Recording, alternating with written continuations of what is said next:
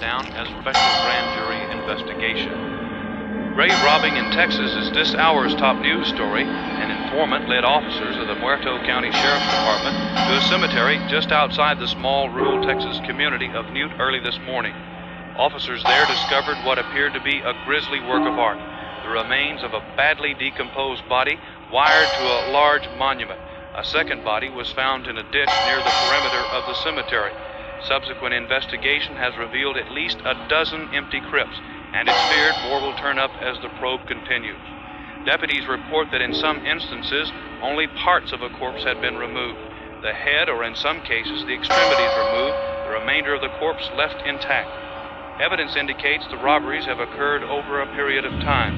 Sheriff Jesus Maldonado refused to give details in the ghoulish case and said only that he did have strong evidence linking the crime to elements outside the state. Area residents have reportedly converged on the cemetery, fearing the remains of relatives have been removed. No suspects are in custody as the investigation at the scene continues.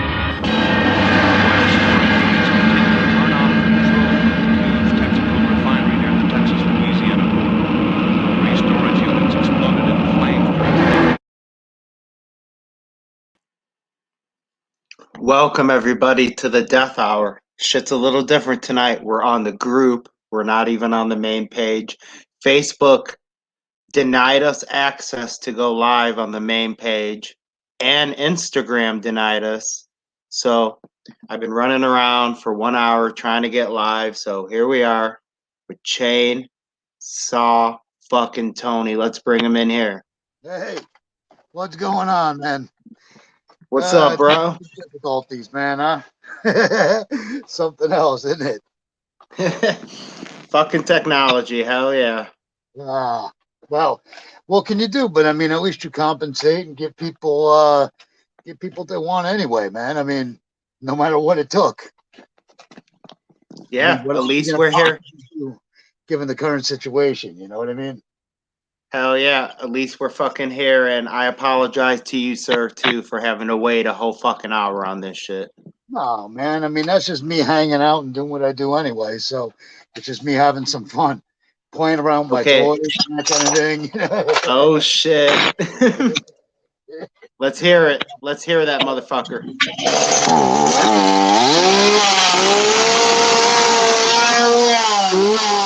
need that. I need it so I won't get much closer to the phone than that. Plus, the smell of gasoline is really, really bad. Hell yeah. You know the routine, people. Drop your questions below, and Chainsaw Tony will fucking answer them. You don't give a fuck. You'll answer anything, won't you? I'll answer anything. There's nothing off limits to me. I don't give a shit. We're going to have a little... Yeah, I mean, I was just going to mention how there's some things I can't go 100% into because, you know, pending issues and whatnot. But, you know, that and it has the spoilers down the line. But other than that, no. I mean, there is no off limits for me. My whole life's always been an open, it's always been an open book for everybody. Never mattered to me. Fuck yeah. Some reason it's not showing us the names. It's just saying Facebook user. That's weird as fuck, man. That is beyond bizarre. But then people could take credit for their questions, and especially if it's a good one.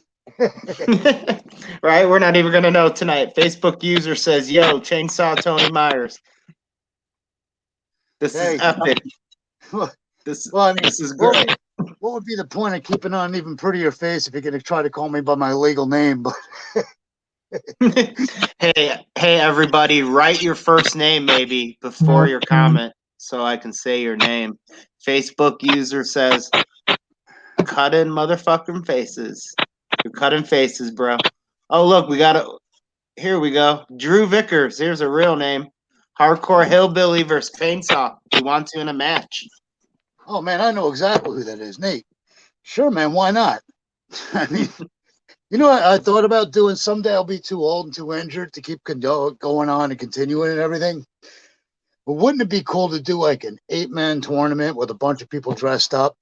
Same kind of deal. Chainsaw, mask, and everything. 8-man tournament, like a Who Wants to Be a Leather? You know what I mean? Who wants to be the next installment down the family line?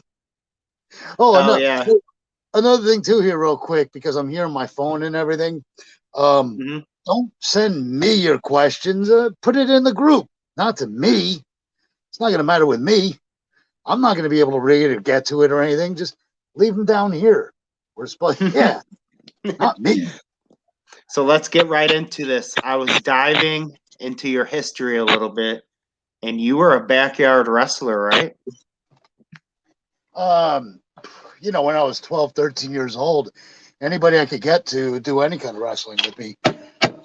The fifth grade, down in my parents' basement, me and childhood friend of mine, Justin Burns, tried to hold a professional wrestling match. And let me see.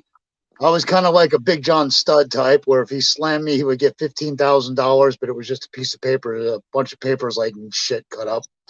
But yeah, I mean, but back then, you know, it wasn't really backyard, and I couldn't really find anybody around me to really want to do it. So I mean, what's this picture here? Can you see this picture? All right, that is me and Justin Sane. Let me explain this real quick. How old are you here? That was 2000. That was the show after we brought in Madman Pondo. Here's what exactly happened there. I wrestled actually as my brother, quote unquote. Hack Myers, I'd contacted him about coming down and doing, because he and I kind of had this goofy thing where we were quote unquote brothers. Here's what really happened with that. There was a place out on the corner of Highland and Poplar in Memphis, Tennessee, and it was like this, it was like a biker club, like bar. And what happened was they lost the venue because the cops came in and busted them all for crystal meth. We had all these tickets sold and all these people coming in from out of town, including the one guy that you saw there, Justin Sane, who was he was actually living in Texas at that point. And he drove all the way from Texas all the way into Memphis just to have that match with me.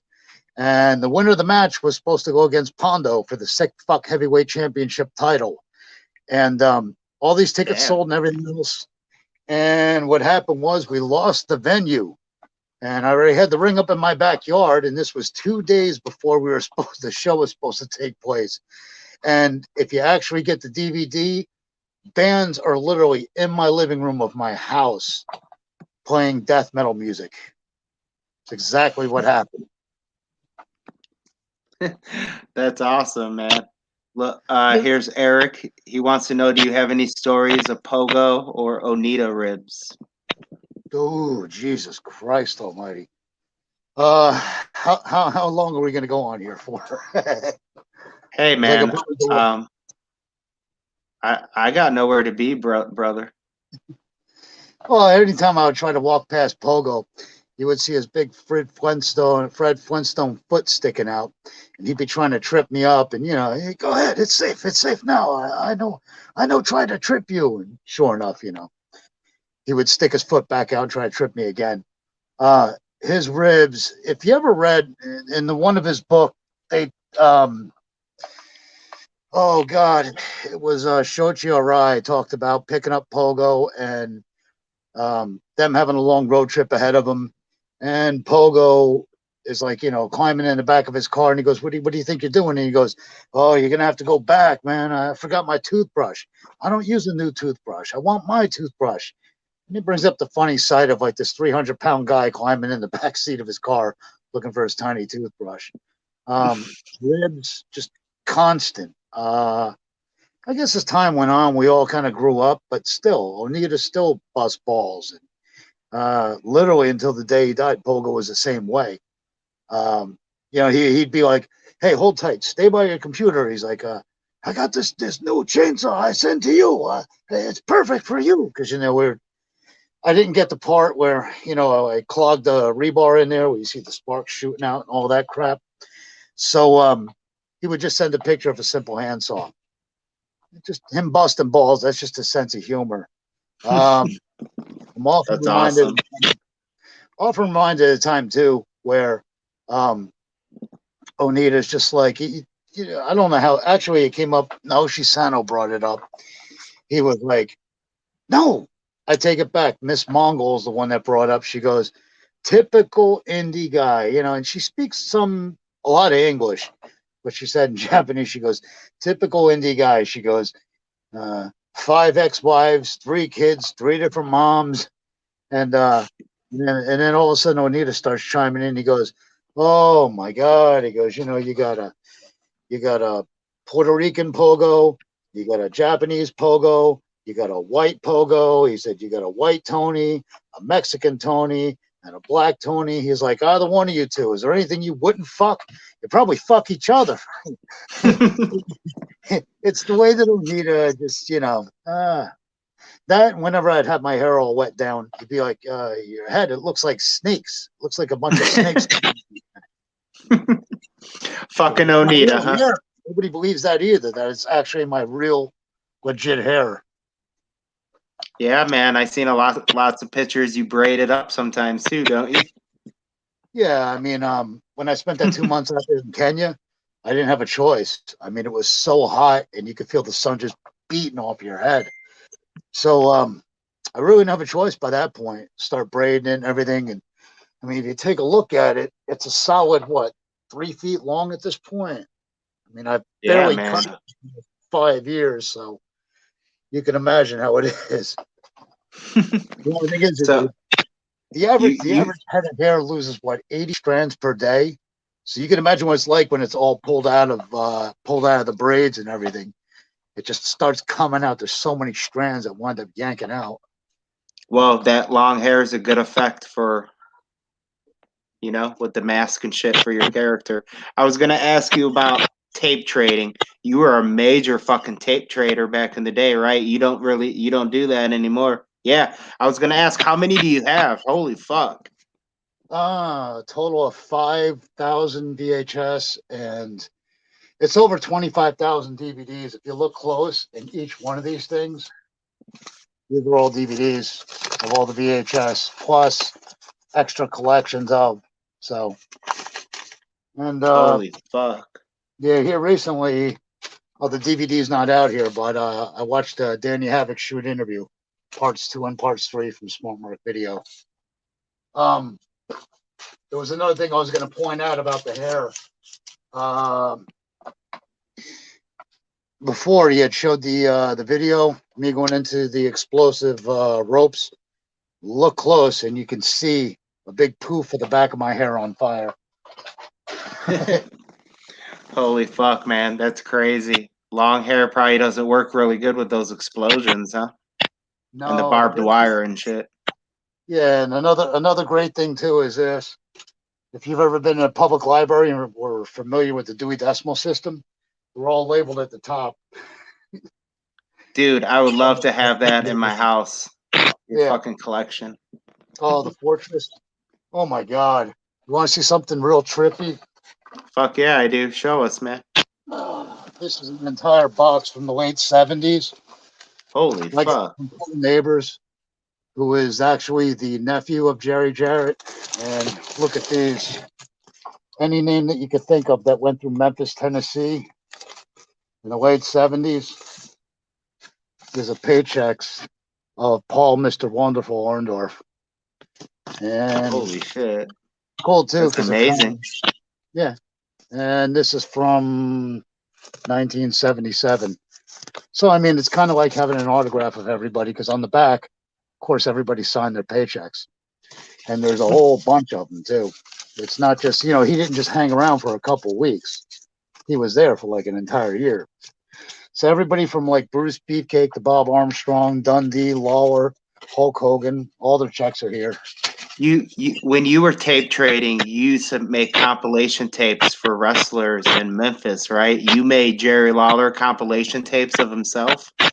Yeah, and that's how I got into good graces with Eddie Gilbert too, Austin Idol as well. So what would you do? Would you just put a bunch of matches you think he would really want? 6-hour compilations, whatever I could remember. Or what I he could wouldn't find. request. He wouldn't give you requests. You would just surprise him with this. Exactly. I would just kind of spring it on him, and I wound up having stuff that even the studios didn't have, that nobody else had. And reason too would because, back in the day they would just record over all those old master tapes. until it started bleeding through. Then they were forced to get brand new. But I would track down people that were like the most stringent traders, and a lot of people would record the stuff right off TV. So, you know, it's just me being the super turbo fan I was of it. But two, eventually, after a while, because like a lot of guys would just wrestle for the moment, or they would wrestle for their paycheck that week. But a lot of guys want to go back and watch all the old stuff, or just classic angles and that kind of thing. And to me, it was just another avenue of getting over with guys, of you know, getting on guys' good sides and that kind of thing. So, you know, Well, all in shit, all, it worked out good for you, right? Because that was your foot oh in yeah, the door, no? yeah, and two, the hardest thing was nobody had those original FMW things. I mean, the handhelds and all that stuff. So I mean, and then the commercial tapes were, you know, $60, $80 a pop. But the cool thing was, is by the time I worked myself in and worked my way in, they were kind of blown away. Like, how would you even know about that? And I'd tell them, you know, hey man, you know, I'm a fan, you know, collected this stuff. And it was so funny because even in this current day and era, when Onita's old lady, when Onita's girlfriend, whenever she would bring up like an angle or something, and I would kind of beat her to it. I would just kind of mouth along and, you know, or I'd add in more detail, and they were like, how did you know that? Like, you know, I was like, you know, if you knew what a big fan I was, you'd probably be charging me for a ticket and not paying me to do any of this stupid shit. So, but it's just kind of sort of the way that things worked out for me. Hey, we're allowed to smoke, and we're allowed to curse, and we're allowed to do whatever we want here. Hell yeah, man. This is fucking uncensored. The Death Hour, you can do anything you want, man. Yeah, I'm stateside, so you know, and you know, Hey, Jersey's that's on my illegal. question list, man. I was gonna ask, does Chainsaw Tony smoke weed? Yeah, I mean, all the times you got to keep the chainsaw running and everything. I inhale enough of those fucking fumes, so it's not until I get overseas that I quit it cold turkey. Some of the boys, not by name, I'm not going to mention, but they know THC. But you know, you go to the hookah bars and that kind of thing. You can find it out there. I tend to avoid trouble like that over there because, man, you might as well be smoking crack in Japan, marijuana. You know, so that. Hey, let's talk about the history and the legacy of Leatherface in Japan. I'll let you hit that. I got a pack a bowl too here in a second, man. I'll smoke some too. I want to talk about the history of that character. You're the third one, right? Yeah, the third official. I mean, they would try things out, or they would have, you know, just somebody, hey, you know, let's throw in a Chiro Yaguchi, and see, that's the original right there. Who That's actually got Kirchner.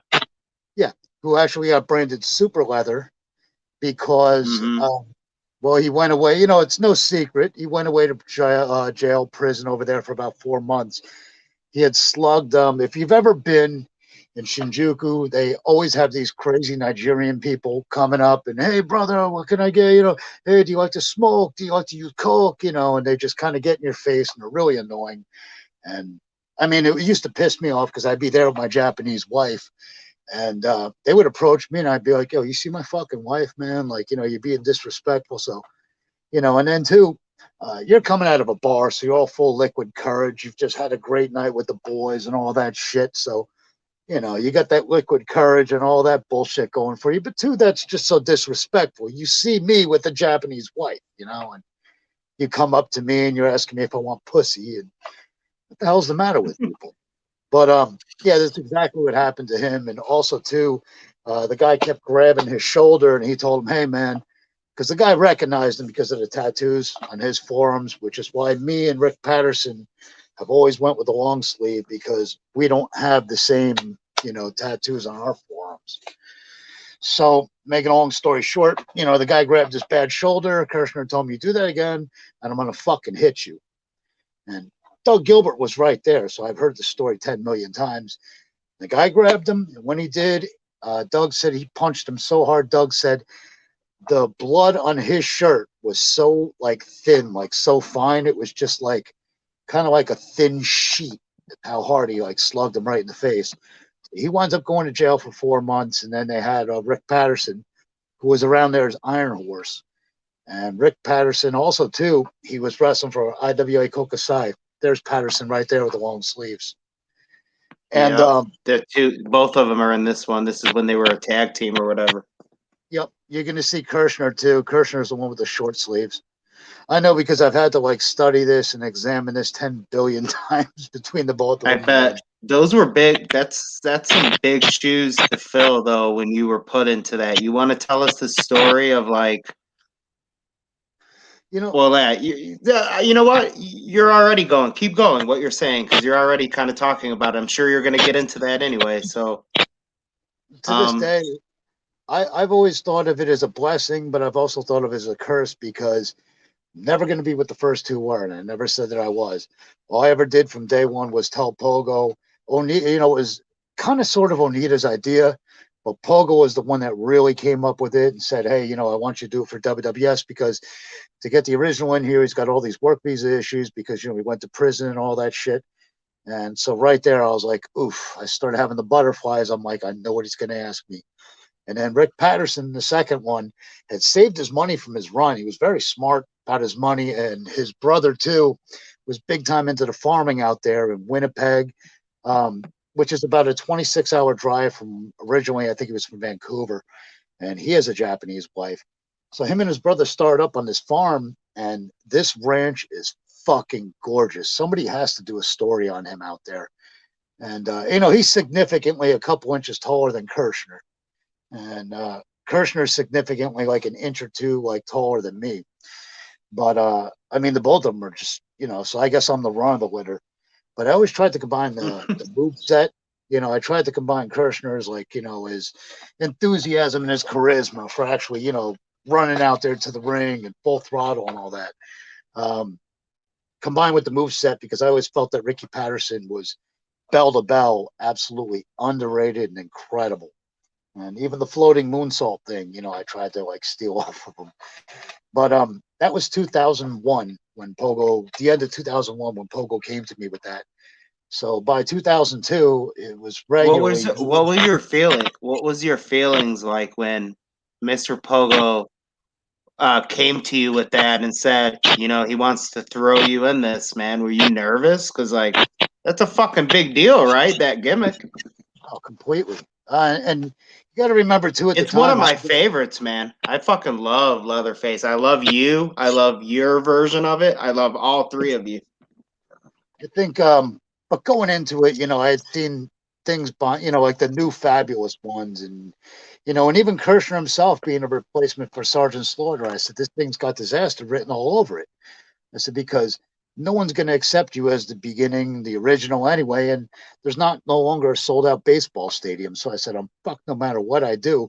I said, I'm just going to put everything I have into it. If people don't accept that, then fuck it. Then and even to this day, I try to hold true to my word and not try to Google myself and that kind of bullshit too much because people are always going to take a shot at it. And even back in the day when I was getting this break, I was very quiet about it because how many jerk-offs have I ran across on the independent scene that are, oh yeah, I was Jason for Wing. I was the 8th Jason or whatever. And you're like, this guy's full of shit, man, So, it wasn't until with social media and I was able to instantly put out shit of mine out there without me ripping off the mask and, hey, it's me, Even the same thing happened before I'd gotten, you got to remember something. I'd been floating around the Japanese independent scene for 6-7 years before this was bestowed on me. Mm-hmm. It was Onita's idea to go with the whole Chainsaw Tony thing because he goes, well, there's already been 2 prior Leatherfaces. And at first it was Pogo calling me Sin Leather. And I thought, do you mean Shin? Because Shin is Atalashi. It's new. It means new in Japanese. And, Pogo's like, no, like Sin, like you're ultimate evil. And, eventually for FMW's latest revisitation of the whole FMW thing, Onita's like, I got an idea because it was to add to another layer of story between the both of us. Because he's like, if I come out and say who you are under that mask, he's like, and then, we have Chainsaw Charlie, Chainsaw Tony, Mr. Pogo, and I was like, there's no way they're going to team me up with Terry Funk. But the only reason it didn't happen was because of Funk's ailing, physical being. But yeah, going into it, I knew it was going to be just so much bullshit, and I knew that I was never going to be anything like the first two, which is why I went with the real hair and the Hayabusa style mask, which, if you could see the whole Hayabusa thing where the mask ends here and the rest is all my natural hair. It was also I a love way that fucking mask. Well, you got to remember too, the old one, the rubber, completely enclosed in rubber. Every time I would bend down to pick somebody up for another spot or something, shit, thing just fell. Every time I would pick somebody up, fucking sweat would just dump out the fucking eyes and the nose and the mouth, and I'm like, that is so disgusting. I'm like, there's got to be a way. So it was just dumping like almost a half liter of conditioner in my hair and just running out there and kind of give that greasy, crazy look to my hair. But, that part was, a lot of that was my idea. It was my idea of combining that prior to with, you see a lot of that goofy Terry Funk shit that I do, or I'm just, wobbling on one knee and, leaning one side with the chainsaw and all that bullshit. To me, it was always an homage. It wasn't me quite being somebody's ripoff or me trying to be something I'm not. It was just me as a way to, if I could, pay respect to somebody by doing, similar what they do without ripping them off. That's pretty much what I was going for. But like I said, I knew there was so much criticism going into it, like, oh, you're the fucking fake Leatherface and all that bullshit. And I'm thinking, all right, well, then as we up the ante in wrestling and the explosions get bigger and bigger, you find somebody or think somebody else is better for it out there, just politic with them and see how far it goes for them to come out there and do the same stupid shit that I've done. It's been a blessing, but it's also this question. This question kind of ties into what you're talking about right now. It says, what is it like running through the crowd, chainsaw ripping, scaring the fucking shit out of people? What's really funny, as time has went on in Japan, people have smartened up to, well, he's not really gonna, so I try to get as close as I can to him without actually. It's funny because the people that do run, and in Japan there's no real lawsuits, so if you're gonna stand there while a 260-pound guy is gonna run at you with a chainsaw, well, if you didn't get out of the way, what are you gonna do? You're gonna go to the police? Oh, this crazy Gaijin guy was running at me with a chainsaw and I didn't get the fuck up and move. Yeah, there. Even through the clips that you had played, there's the one clip. I don't know if I got to see it or not. I wasn't glued to it. I was too busy fucking playing around with this thing like a toy. But there's the one handicapped guy like rolling himself all the way across Isesaki Gym just to get out of my bad graces. And me. We're gonna look at a lot of your clips a little bit later on, man. I got a lot of video I want to show you. Here's Facebook user. Oh wait, his name Eric L. He says, "You ever thought of coming out to Dead Skin Mask from Slayer?" Yeah, I think I know I got some weird static. Do you hear static when I talk, man? That's weird. I'm not hearing that on your end. I don't know why. Okay. I'm not. I think I told you how I used Slayer's Threshold, especially the part about can't stop the violence. I love it. Either you're on my side or else you're in the way. It was cool too because I got to sing along with the song as I was doing it, and then I started using Motley Crue's "Kickstart My Heart," just the whole "whoa yeah" part, and all that fun shit. Too, everybody wants me to go so traditional and use the old Leatherface, that whole, and I'm like, that was his thing, that was Rick Patterson's thing coming out to that. I just, I kind of wanted to take it and tweak it and make it more, 2020, 2021, more current, more recent, because I always thought like in a common sense kind of way, like how would this guy find a fucking door to get inside the goddamn arena and shit? If he's such a, for me, it was more of a, kind of patterned after me, a fucking big retard. You know, it's just, hey man, it's our word. You We're like taking to it back. you like music. Hey, you love music and you love to sing. Let's take a look at this. We've been together, lovers at first sight. In love forever, it turned out so right. For strangers in the night. Oh, how Italian is that? Yeah, So, very Italian. That's like some soprano shit. well, my mom's off the boat, so there's no denying that. And I love Sinatra, and I love drunk Sinatra. You know, he's got high hopes. Yeah. Hey, how shitty is the mask? How shitty is that fucking mask to wrestle in, man? It's got to get fucking hot in there, right? No, let's see. I'm going to give you as close up as I can of it, because it is actually,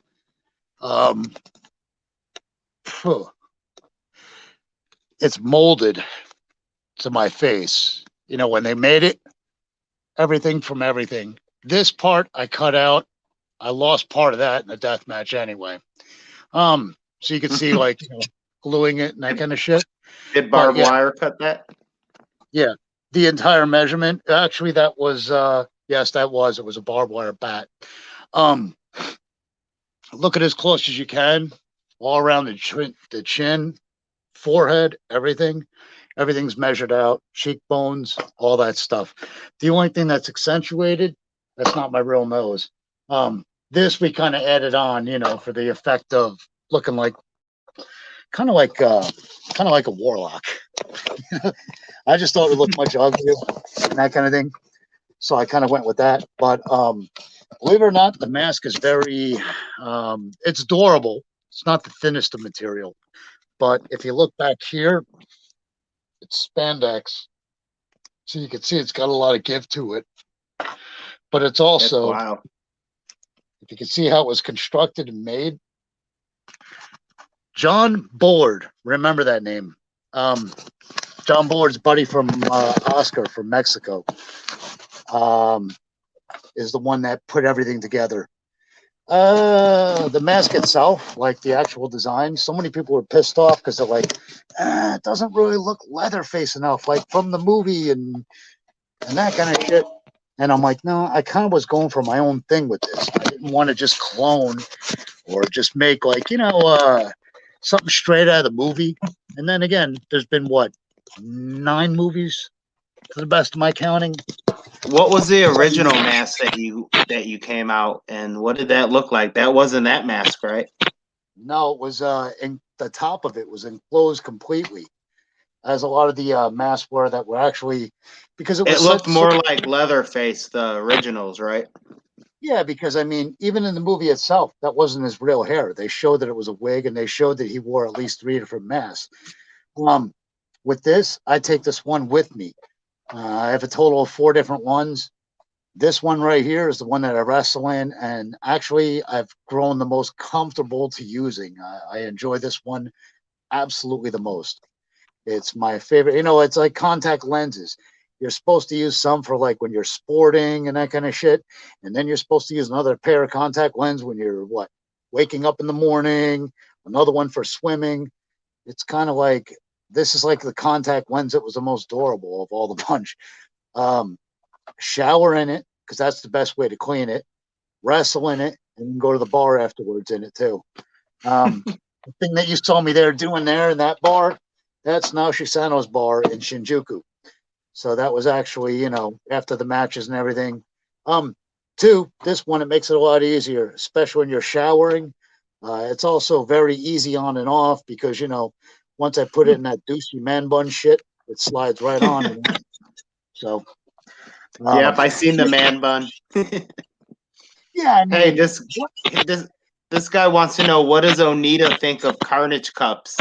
Do you think he gives a fuck about that? No, you didn't hear this one? This was on the Stephen A had done this. It was on, was it Chainsaws and Beers? He called the podcast. There was 2 different parts where we ate at Ribera Steakhouse. Oh yeah, with Jeff Skeleton, right? Yes, absolutely. Canada's favorite pilot. So, Yep. Shout out Skeleton and Stephen A. We love them. yeah, both good. But you know what? Steven's still over there right now. All right. So what had happened? Here's a little known trivial fact. You see how I'm pulling the mask down, or I'm just, messing with it. Mm-hmm. You can't grab it by the actual rubber part. You have to grab it by the spandex thing. Otherwise, you tear the mask itself. Also, I've taken the liberty of putting, if you look underneath it, it's an actual piece of cloth that has been super glued, and then like another piece of tape over it, because it will yank my hair out. Like the tiny little cracks in the mask and the little rubber part. I can feel my hair pulling on it. It's a pain in the ass. But all right, what was I saying? Okay. What did Onita say something about Carnage Cup? Here's what happened. I don't remember that on that. And I know that Peter Be Beautiful himself had sent Onita, hey, my name's Peter Be Beautiful. I'd like to wrestle for WWS. He must have been talking to somebody, because right about that point, one of the IWA Deep South guys, I'm not going to say who, because I don't want to put anybody, I'm not here to dump on people. But they had. I understand, man. Yeah, they sent the thing with Spider Boudreaux and John Rare and a stab. So, and I told Pogo, I go, you're going to love this. I go, there's a documentary, because like he and I used to love watching documentaries. I go, there's a documentary on that promotion. And Pogo's watching it and he goes, who is this guy? And I go, what guy? And he goes, the guy talking. He fuck, mother, fuck. That's the owner. And then a couple of clips later, he's pointing out, he's like, oh, not too many people in the crowd, they do this dangerous. And he goes, he was just very against it. This is stupid, it's very. And I go, oh, you see that one fan right there? And he goes, yeah, one fan acting like that. I go, that's the owner too. Because it was Kevin. Anyway, Kevin's always in the front row. Yeah, so what had happened was, so he got to the stabbing with John Rare, Spider Boudreaux, and he just thought it was fucking stupid, and he starts dumping all over it. Then a couple days later, as chance would have it, because Onita he still does work for Pogo's WWS, and Pogo's WWS is still going, even so, even though it's it's been over 4 years since Pogo's passing.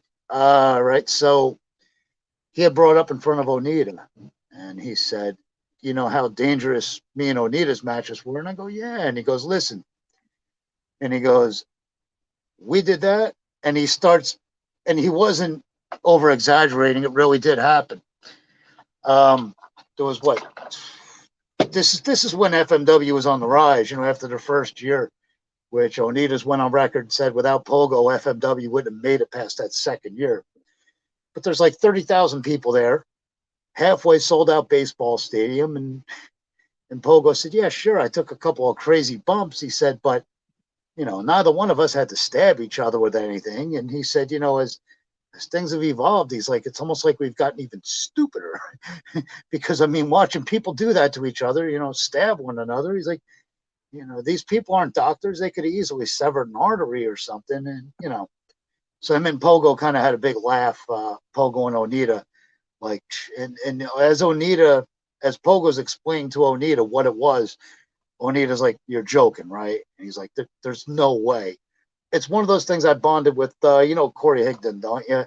Fat Corey? Yeah, that's who's asking this question.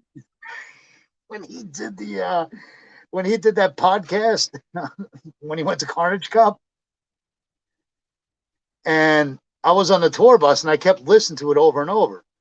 So eventually, I brought it up to Yaguchi, and Yaguchi's like, wait a minute.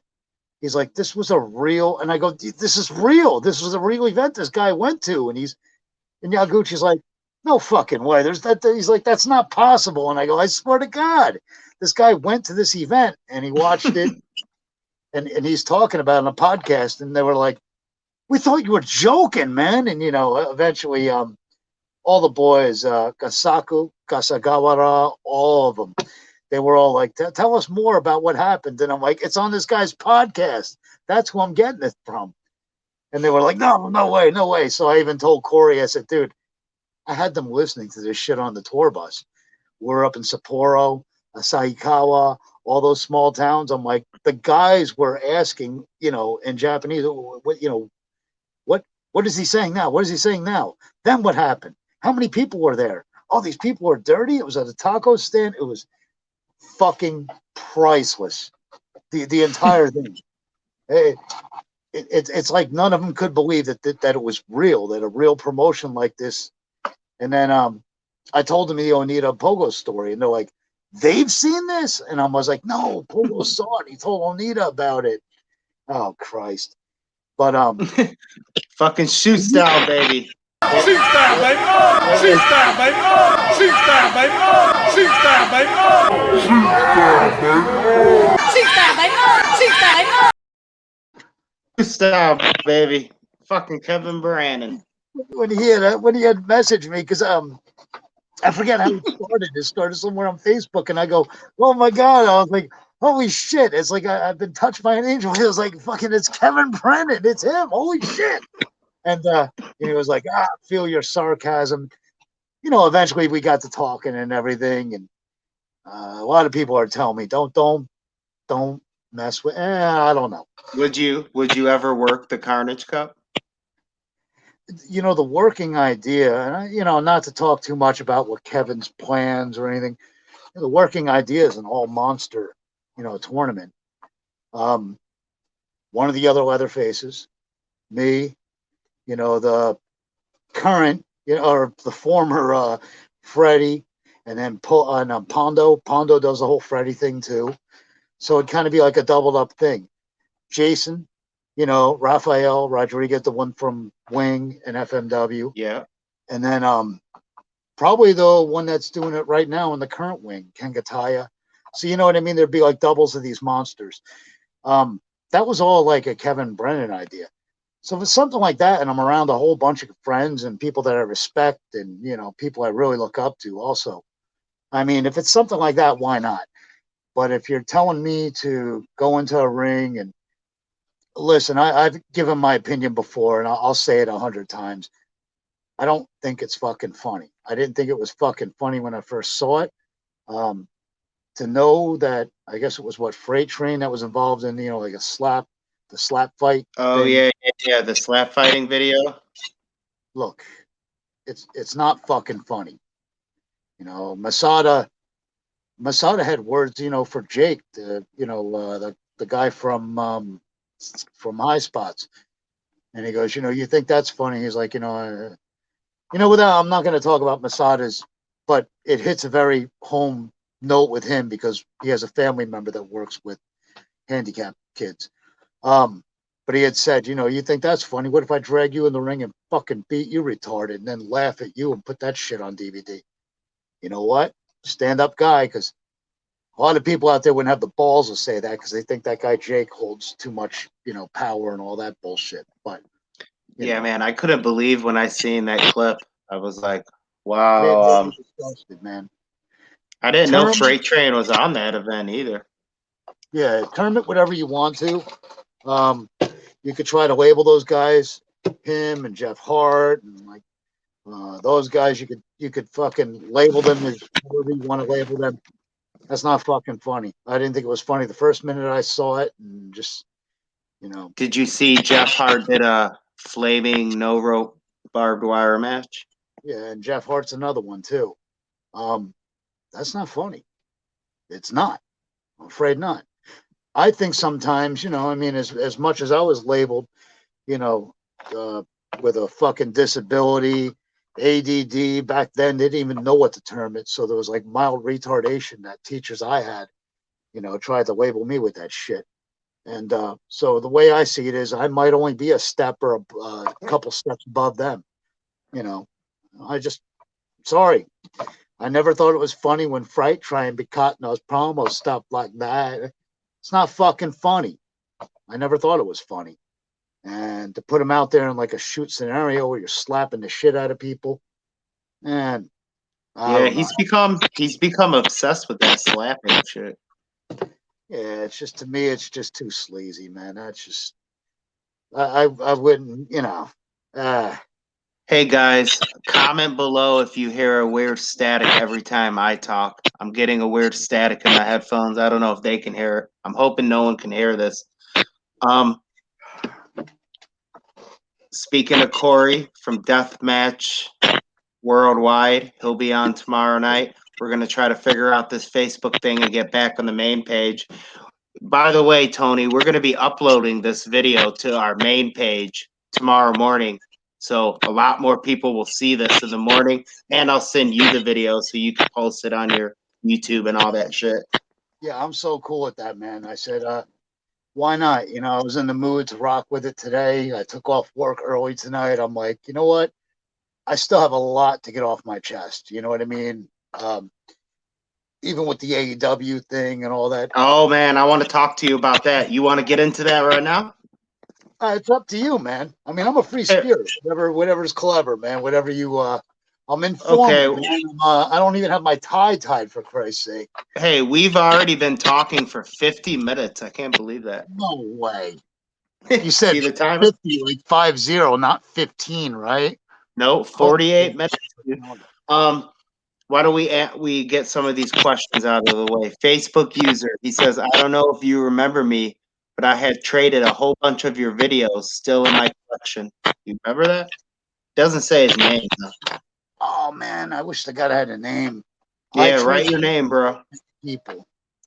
So many people over the years. Everybody had great stuff, man. You know, you just, even had a morbid curiosity, you know, and it's like, if anybody thought I did it for profit, you're sadly mistaken, because I would take any of the money I would make from stuff like that and I would just buy more and more obscure DVDs that nobody else out there had. You know, that was always nothing wrong with tape trading. Fuck that, man. No, not at all. I mean, to me, there's a whole world of wrestling genres and shit like that out there. I mean, how else are you supposed to see it? YouTube's got copyrights and all that other shit. You could always go to somebody, hey man, $5, I'll make you a copy, you know, or whatever. But to me, it's always been one of those things of, you know, if you're going to step on somebody and cost somebody money or whatever, that's where I'm against that. So I mean, if it's this somebody, person, I wouldn't advise it. Facebook user here. Also, you were a fucking beast in Brooklyn with Casanova. This guy likes that match. Was that a fun time doing the no ring? You know, if you look at the history, Pondo just brought this up a couple weeks ago. He goes, you are the first guy to ever do no ring. And I go, because I stole that from Japan. I wasn't the first. The no ring deathmatch stuff, possibly. You know, but the problem with that is it always comes across as backyard. But still, so going into it, when I got Casanova Valentine, who, I mean, he's got a lot bigger population in all 5 boroughs to work with than I did in Memphis. But look, I mean, he nailed that shit. That was everything I wanted my stuff to be. I wanted to be like underground and these grunge and in these fucking death metal bars, death matches and shit. He's doing everything I wish that I could have done in Memphis, but I never had a chance to because it only played to a certain type. But I had a blast with that guy, and that guy took it to my ass. He wasn't one of those people like, better go easy here. Tony's a little long in the tooth, you know, he's a little old. No, he just went right for it. I mean, he was all fucking go. And 10 out of 10 times that's what brings out the best in you. You know, you get somebody with that burning desire. Yeah, man. Fuck, man. I really enjoyed that match. Yeah, there's something really fucking. You see the goddamn moonsault.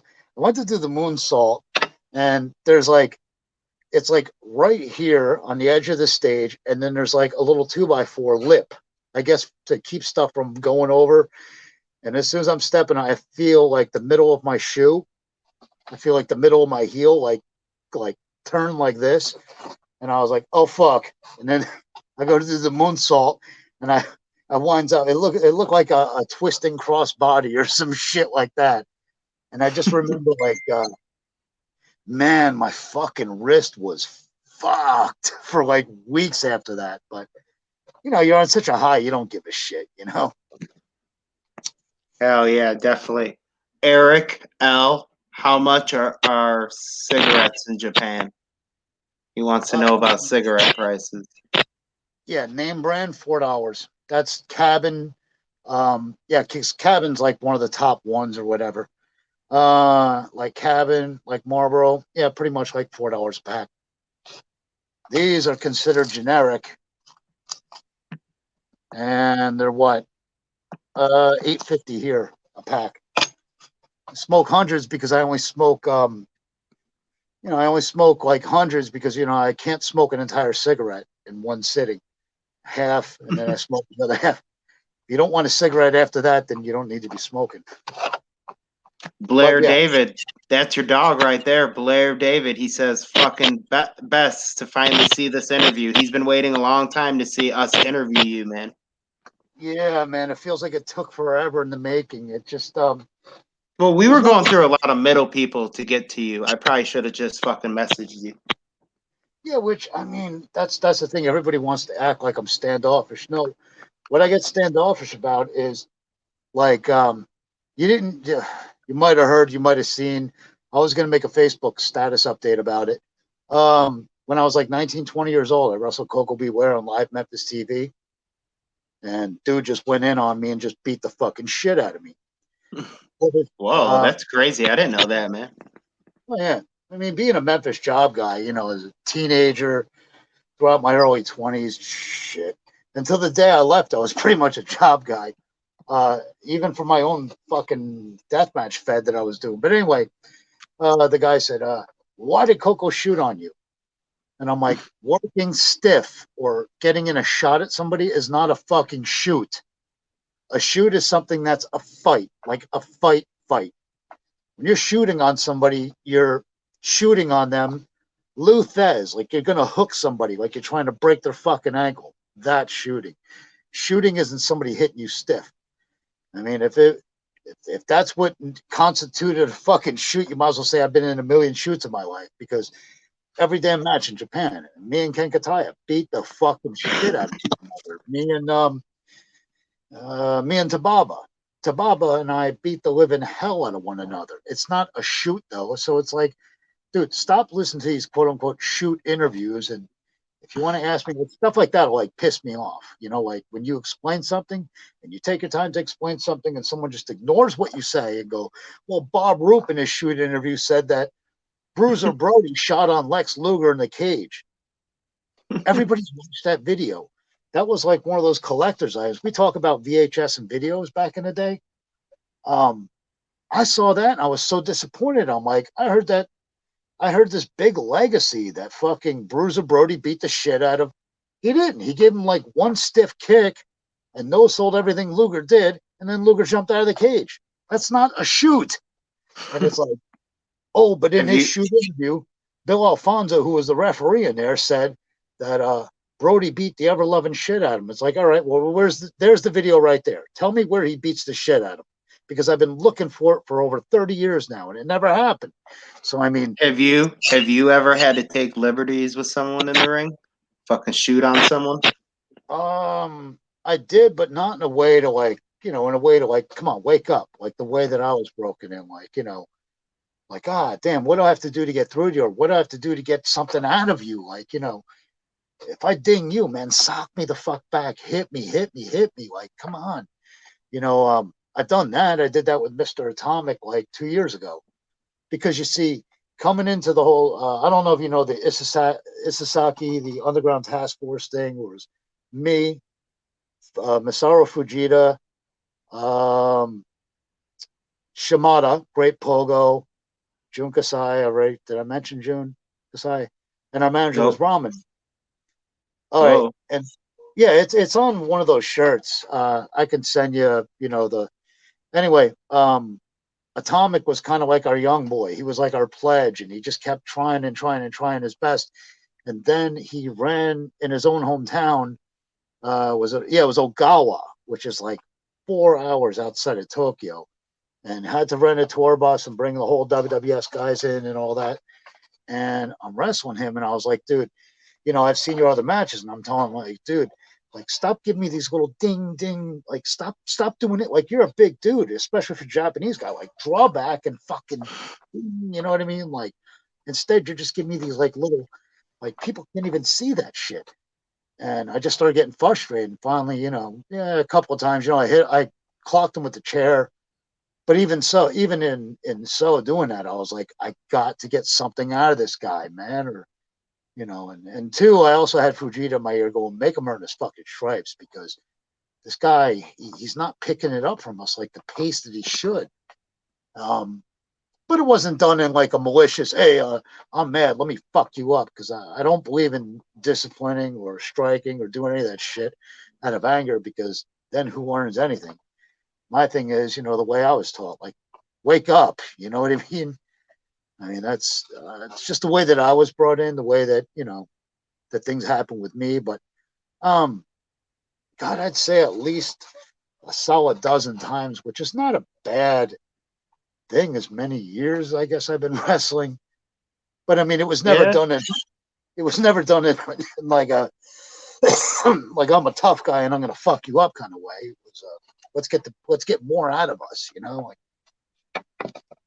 Oh yeah. Hey, I want to talk about it, man. Your opinions on the AEW Explosion match. What did you think? Did you watch that shit live? No, I had a billion people message me and send me clips, and look, when you know how they have no ropes, landmine here, landmine on this side. This side was barbed wire with ropes on the ropes. This side was barbed wire on the ropes. And what happened was, it's ran by a detonator. Onita and Pogo, Onita threw Pogo off this side, and the detonation went off on this side. This happened in front of 30,000 people.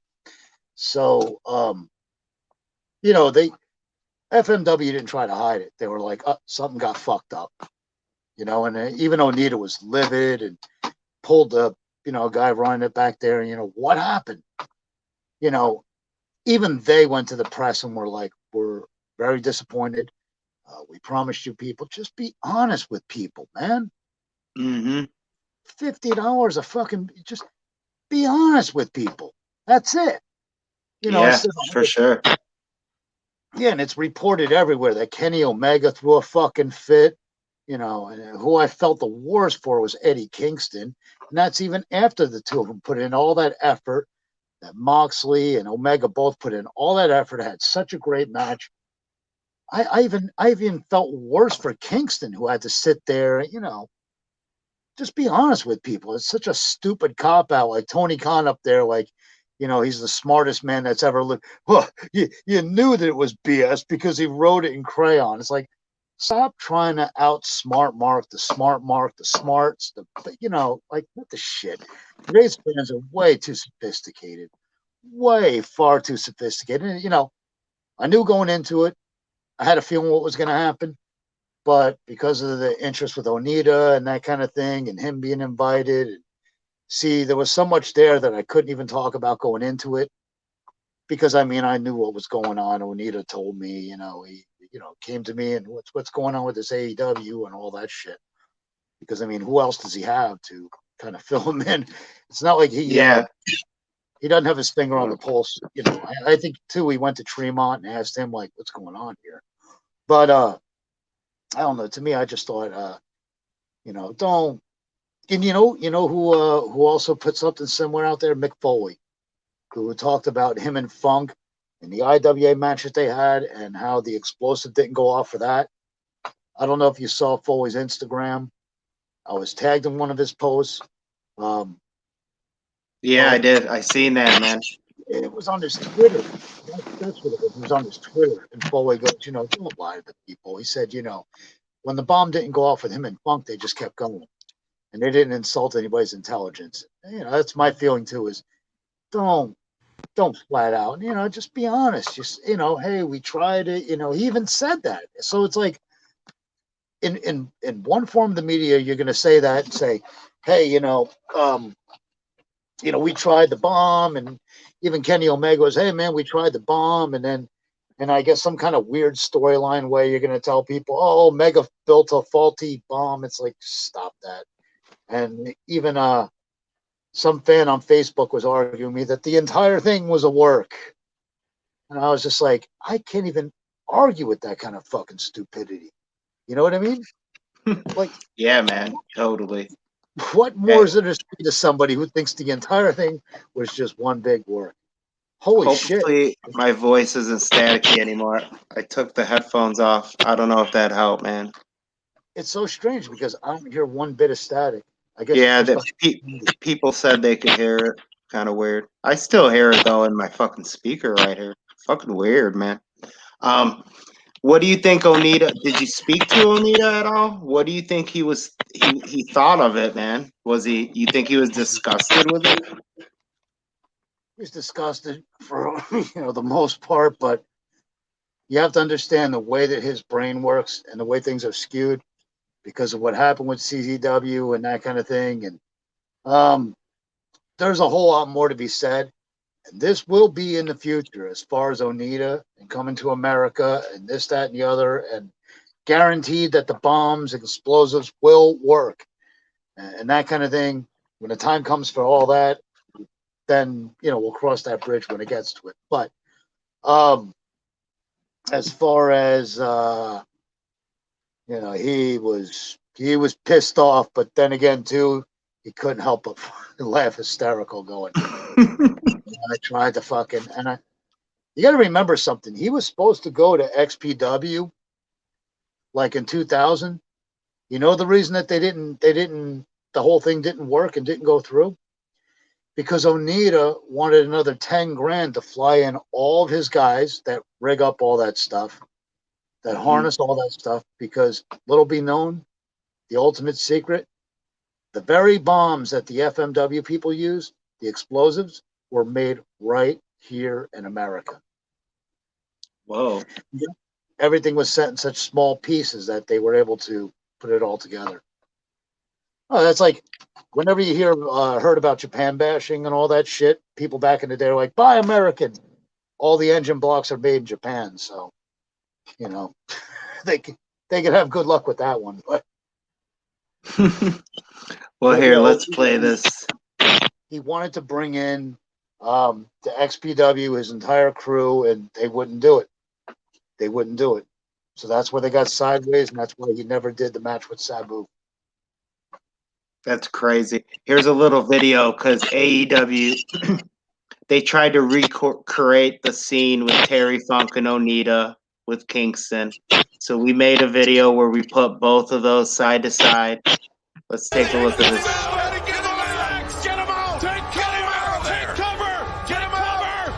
No! Kingston! Oh my God! Kingston covering John Moxley! It's crazy. It's nowhere in the same league, huh? Oh my God. Look at the explosives. And in fact, one of the more painful ones. The one from, oh God, I forgot the name of the town. I should know it, but you got to understand as time goes on, things start to they all kind of melt together and stuff like that, including names of promotions. Because just on a whim, one day they could just call it, who's ever running the show, their produce, like Jun Kasai produce. Anyway, God. Anyway, it was in a town. It was way north of Tokyo. I know we needed planes to at least get there. And Onita did it was actually an explosion. Then there was another one delayed. The second one, if you look close, caught me right on the side of my hand. And it was, it felt like this goddamn thing was on fire. But it's the one thing, if you're overseas, if it's really, really bad, then you want to say something. If it's not too bad and you feel you can work through it, don't be a pussy and go to the office and, oh, that hurt. There are plenty of times like the the one time Onita was holding a chair and I threw a chair and I was trying to hit, on the side of it and everything. And instead of throwing the chair at this angle, I threw it straight on and it cracked him right in the finger. And I'm like, oh, fuck. I didn't see it. I didn't know about it until he brought it up. He's like, man, you called me right in the fucking finger. And the only reason he brought that up was we were driving home and he was grabbing the steering wheel and he was like, you called me right in the finger. And I'm like, oh my God, I'm sorry. He's like, man, I'm not bringing it up to complain to you. He's like, I'm just letting you know. Yeah, I was like, yeah, you're right. Because if that had been like Toshihiko Hashimoto or something, he would have fucking kicked my ass. But yeah, it's not brought up in like a whiny, ow, you hurt me kind of way. But to me, it was just the whole thing came off. I mean, it's so cringeworthy. It's so embarrassing to watch that kind of experience. Knowing good and well they had the budget. It was like, stop.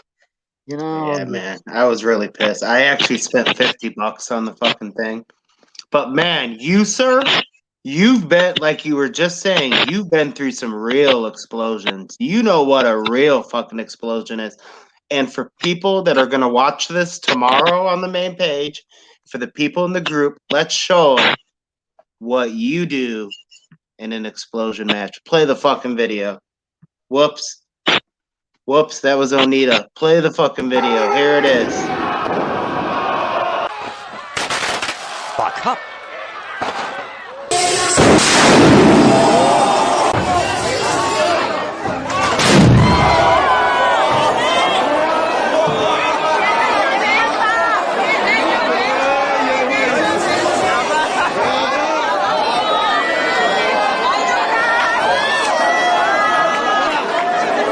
トニーをしっかり捕獲してダメ押しへ。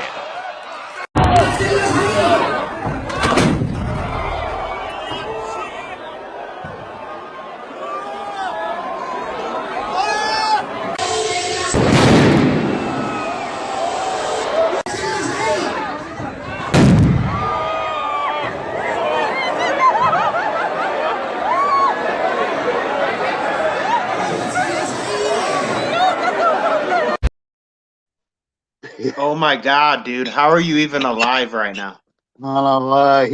Here's what I took the liberty and did. See this old Holy shirt? Fuck. Yeah. I had burned through about 7 or 8 of these things, but you could see on the back, and that's after washing. It got to the point where I would have to put it in a basket, like one of those mesh baskets when I went to wash it. But this, if you could feel this material, it's like brown, like it's burned. And this was also the lucky shirt that if you look at the button, as one of these buttons had actually fused to my stomach, and I still have like a really nasty looking scar from that. Yeah. Holy Buttons fuck, man. themselves have melted. Those are no Kenny Omega explosions. I told the story of Onita going to make a cover on me and one of the house shows that they were doing. And Onita went to make a cover and, he covers me and he's wearing a shirt too, which is only a thin piece of cotton. He goes to cover me and he jumps off me and goes, hey, and I was like, oh God, because one of the buttons was still like, I guess on fire or melting or whatever. So he felt it. But it's so funny because he'll just start giggling and laughing and shit when he talks about something, when he kicked me off the edge of the apron and you see me go into the exploding landmine down there. He's like, dude, I thought you were just going to hold a rope like this and just let go and just take like, a safe way. He's like, you flipped over sideways and like face first. And if you look at the explosion, when I hit it, it was like boom. And then it knocked me backwards. You look at the other explosion, and that's Mammoth Sasaki, the guy that was, Freedoms, the guy that was wrestling Hayabusa when Hayabusa broke his neck. Look at him, and I swear, as Christ is my witness as a shoot, you can see him holding me, and you see the impact of when it hit me, and you see him, who he's got another, maybe like an inch or two, but maybe another 45 pounds on me. He's behind me. and you see him fly all the way across the ring and just barely miss the turnbuckle. And you see Onita, the second he hits me, he loses, like, he's holding the bat as tight as he can, but, he just basically does this with it like, fucking hey.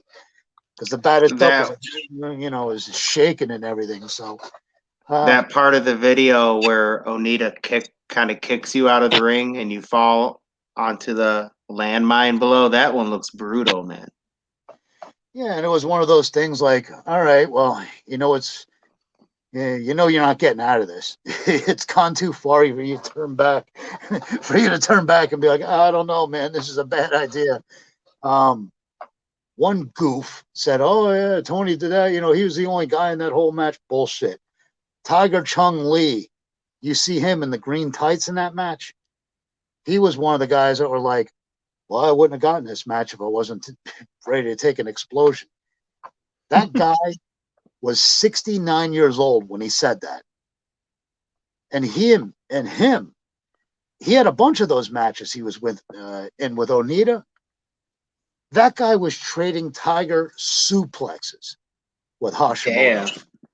Tiger fucking suplex. Like, he would nail him with one, and then Hashimoto would get up and do the whole, spirit cry, boom, another one to him, and they would swap fucking Tigers. That's Tiger suplexes. Think about that for a minute. Hey, how the fuck did you end up from New Jersey to Japan anyways? We never even talked about that yet. Memphis. I was in Memphis, and here's a great part of this story. I'm gonna pack some weed as you talk, if you don't mind. Yeah, start this in between whenever I could take a breath for air, but I just tend to ramble and then shut the fuck up, so it ain't gonna happen. I'm torqued up good now anyway.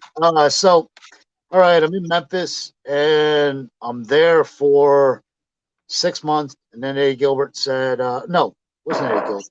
Take it back. Billy Travis, Steve Dunn. They're like, got a passport, kid? Yeah. All right. We're going to Mexico. And I was like, oh shit. 3 months after that, Eddie Gilbert, still got that passport? I heard they had you in Mexico. Yeah, good. You'll get to come back to this Memphis territory and maybe reinvent yourself. So find a mask, find something you could do under a mask. Okay. I thought I was going out to IWA Japan. Like, yeah, that's right. I was only 20 years old at the time. I'm like, yeah, I'm doing moonsaults, I'm doing Huracan Ranas, and I'm doing suicidal planches, and yeah, I'm great, I'm good, and all this bullshit, right? I didn't realize it was for me to do the jobs every night, 6-man tags, and I had to go to the dojo, which IWA didn't have their own dojo. Pro Wrestling Crusaders had a dojo, which was like 3.5 hours from where I was stationed in Tokyo. Plus, I had to stay with all the other young boys. It wasn't even a dojo. It was just like an empty warehouse that they were trying to put together a dojo in. Short of the story, I thought I was great. I thought I was getting this huge opportunity. I thought it was because I was so talented, because I was 20 years old with my head up my ass in Memphis. I didn't realize all they simply needed was a job guy. The only difference was I kind of hung in there, and when I saw the money after going the first time I went to Japan, I was like, how the hell do I come back and do this again? And they're like, you're for green boy, you're cocky, bad attitude. And I was like, I'll do anything. And then later on in 94, I met Pogo, and he was like, someday I'll have my own wrestling federation. I had heard that story 10 billion times. My entire life, it felt like. I'd always heard somebody say they're going to start up something. It's going to be all big. We're going to run all these naval bases and all the bullshit that you hear on your typical indies and stateside.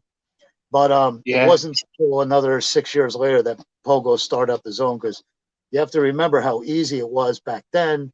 Once they saw the success of Onita and FMW, everybody wanted to own their own wrestling federation and promotion in Japan. But the short of the story, I thought I was being hand selected to go to Japan because I was some tremendous piece of job guy talent in Memphis. And I didn't realize I was just going over there to get the shit beat out of me, because guys like Eddie Gilbert, Doug, Brian Christopher was on tours for IWA. They didn't want to do the jobs. So guess That's crazy, man. as if it doesn't get crazy enough there, Pro Wrestling Crusaders, right? Takano, George Takano. Do you know Kenji, who's like 6'9"? The brother of George Takano. George Takano was the Cobra, which if you've ever seen, his matches back in the day with from the WWF. Anyway, Yeah. they ran their own Pro Wrestling Crusaders. They used the same talent base before they split and got away from Go Ryuma, who's the weird guy that you saw or read about Mick Foley's book that was doing all the alien invaders and shit. And how that worked was they would take the tag team of the Demon Oyas. They would take, which were like dressed like hillbillies with like these bright, offensively terrible looking red shirts and the weird mask and shit. They also had the Uchu Meijin power, which Uchu Meijin is outer and in space. So like, we would light our hands on fire. Koichi Kimura was one of the original ones. Yaguchi was. The original guys that started up the office, within the office of FMW, were also the Uchu Meijin powers. We also had White Mummy, Black Mummy, Red Mummy, Blue Mummy, Golden Mummy, Iron Mummy. Cool trivial note. Black Mummy originally, Kikazawa, a rookie Kikazawa. So anyway, they would have this big bushel full of all these gimmicks. If you wrestled as one, you took that shit home and you cleaned it, and you brought it back. So you had IWA Kokosai that was doing that, and that was what's his name and his son, Goro Sarumi and his son. Pro Wrestling Crusaders was the Takano brothers. Go Ryuma, who was always starting up a brand new, he would refinance it with different backers. So at one point he would be Go Ryuma, Ryuma Pro, Go Ryuma, all these different. So I was able to, just kind of hang around and stay through and work on indies back then, because you work 2-3 times and then you're doing it for a brother price anyway. And then, enough statute of limitations has passed by where I could say that, with the taxing and all that kind of stuff, they were paying me less than they were paying the natives that were working there. But then again, the natives would have to stay through there and promote even more than I did when I was there. So anyway, you got to remember all this takes place within the span of, but another thing too, I wasn't so mouthy about it back then, because who the fuck is going to believe that? Who's going to believe that I'm all these weird, obscure job guys? But I did manage to save a lot of pictures over the years, and there's the infamous one where I am the murderer. I wrestled as the murderer for SPWC. The murderer? The murderer. What was that? What was the gimmick of that? It had like a bluish shirt. I got to send you this picture. I don't care if it gets around, where I'm turning and I'm looking at the mask, and you see my other gimmick. The Jason mask is actually behind me. And the gimmick itself was, it's got the whole Bible excerpt, and it's got the big cross, blue t-shirt, and like a white cross across the front of it, the thou shalt not kill, and from the 10 Commandments and that kind of thing.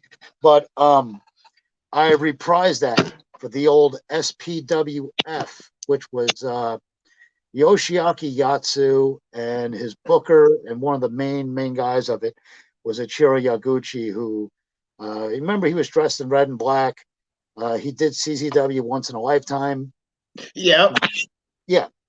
And he was also one of the Uchu Meijin powers too. So you could see between those 4 independents, at least, they were running at least on a weekly basis. So it's an awful lot of work that you could have in there, and you could stay in between tours and try to lash on to someplace bigger. But yeah, so I had the picture where I reprised the hold, and it's actually now it's a Saksa Pro, and Yaguchi himself runs it and finances it. And Yatsu just had his leg amputated like a year and a half ago. Yatsu is the guy who wrestled Hulk Hogan. He wrestled in Kansas City for a bunch of years. When they had the SWS, Tenru and all them, he was the guy that wrestled Hogan, Yoshiaki Yatsu. But the Social Pro Wrestling Federation, SPWF, That murderer gimmick went on about the entire roster. It was whenever they just needed somebody, and that was that. You never really saw my face surface because, oh yeah, WWS, Pogo's plays. And cool thing is how strong they continue to go, because now it's more of like, it's more like a retrospectivus. It's, oh yeah, shot I did, yeah, Freedoms. There's like a whole bunch of work I did for Freedoms. A lot of their house shows that they ran weren't really reported. That's Kurokan Hall. Yeah. But yeah, I'm just, without rambling too much, independents had popped up everywhere in Japan, and it's just amazing to me, just the like deregulation of All Japan, New Japan. Well, once places like Pioneer Senshi and in the past IWA Animal Hamaguchi was like a mainstay there. It was pretty much like an outlaw that would oppose the NWA back in the day. But IWA was like the very first independent in Japan that was going against like All Japan, New Japan, and those guys. But yeah, it got to be one of those things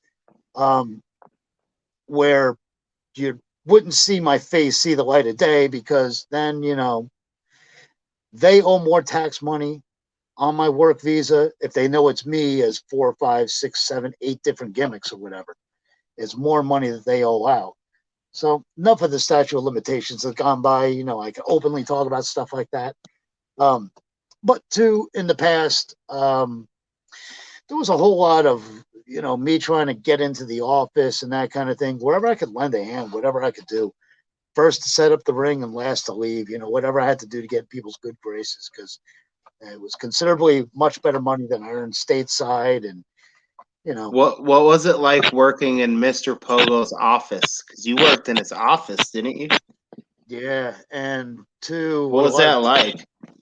What a lot of people didn't realize too, and this is on pictures on, my albums on Facebook and that kind of thing, where you see me go through the daily grind of the last 3 years of his life when he was suffering really bad with all of his health issues. At one point I gave up, I moved out of my house and let the 2 people that, go to my church and stay in the house, the people that watch it while I'm here stateside, I would have to help him with everything. I mean, the guy had his hip replaced, knee replaced, knees replaced, shoulder, everything. So, day to day, not only am I in his office, I'm helping him on a personal basis, with that kind of thing. But working in that office, oh my God, Jesus Christ, goes deep, because he is running right there in the hometown that he grew up in. Every day he would get up out of the house and he would sell another block of tickets or drop more tickets or get more posters, drop off more posters here, go there. I mean, just, yeah, boy, this was about the time right here where his health really started to fade him too. Yeah, did it? Right. This was about the time period right here. This was about the time where you notice he really started slowing down in the ring. You watch any of that other stuff, it wasn't so much age sinking in, it was his injuries, and especially when he fell off the ring apron with Terry Funk. And God, watching his neck snap like that was just frightening, Yeah, that was a clip from 1994, the final tour. This was a match with, watch him pull out the guy's ear. You see the guy trying to resist? Yeah. Yeah. That was the match with Poison Sawada, tag team match. I love that, man. Cutting that ear. West Japan Pro. West Japan Pro was another one that used us. Union Pro was another one. So a lot of independents based around there. Whenever they would use him, Pogo would be like, "Oh, I got Tony here with me," and they knew that between me and Takase, we had more different mask gimmicks. Wolf was another one. Takase, when I met him in 2000, was, he had like 3 or 4 different mask gimmicks. And I mean, he would wrestle 3, 4. He has yet to miss a single WWS show. The guy's wrestled with pneumonia. Like, it's just ridiculous, the lengths that guy. And finally, when they went to place me with no gimmicks, no nothing, And Pogo went to place his heavyweight title on me. He was like, no gimmicks, no nothing. You're just going to be Tony Myers. And here you go. Here's the title. No, even Onita came to me and he goes, "About goddamn time he put a fucking belt on you." He's like, "Holy shit," because he would even see me in the most remote house show locations. Onita would see me doing double duty or breaking my ass, setting up the ring. It's kind of weird. Onita became the new Pogo as far as taking me in, and Onita's like, for so many years, he's like, Pogo should have just lent you to me. And I was like, he was afraid that, like anybody else, that I would find a bigger, better deal and then just be loyal to you and move on without him. He needed me on a personal note too, and on a personal basis. But yeah, I've went into a lot of detail. But yeah, like I said, all this stuff bottles up within me because there was no forum for me to ever out with it and tell people like what was what. Yeah. Pogo going to the doctors and that kind of thing, and me being with him, and it really he always felt too with WWS that it gave it a real international presence with me around there because I'm so obviously American. So it was like stuff like that, man. He literally took you under his his wing, right? Yeah, and this went on for 94. I fell into his good graces. It wasn't until 2000 when he was up and running his own. But then people saw a lot of the stuff where he was like exceptionally, good to me, and just let me run the roost. You choose what you do. You decide on what you want. And he goes, and don't be telling me your main event every fucking night. And I was like, no, I'd rather you do that. This way, I've earned something, and I think it's like 2014 when I was just Tony Myers myself, and I'm wrestling Onita in death match, and Osaka, 8-man tag, and I'm going against Gran Hamada, Pogo, or Gran Hamada, Onita, and that kind of thing. Like all that stuff. This is funny because it's great because some of the shows or whatever, they would do like a real quick angle and right off the top, and they'd be like, oh, tonight Chainsaw Tony is going to team with Onita, and it's like, this is awesome because then I get to turn on him again because I don't have any foreigners on this tour. Who else is going to feud with them? It just became more fun, and then it became adventurous too because it's like I'll never forget leading into the Once in a Lifetime with Onita and Tremont. I got Onita in a side headlock, and all of a sudden he's giving me the Iggy, and he goes, tackle, drop down, reverse, hip toss, arm drag. And I was like, what? And I'm just kind of going through the motion at first, and I'm like, he's going balls out. What the fuck is this?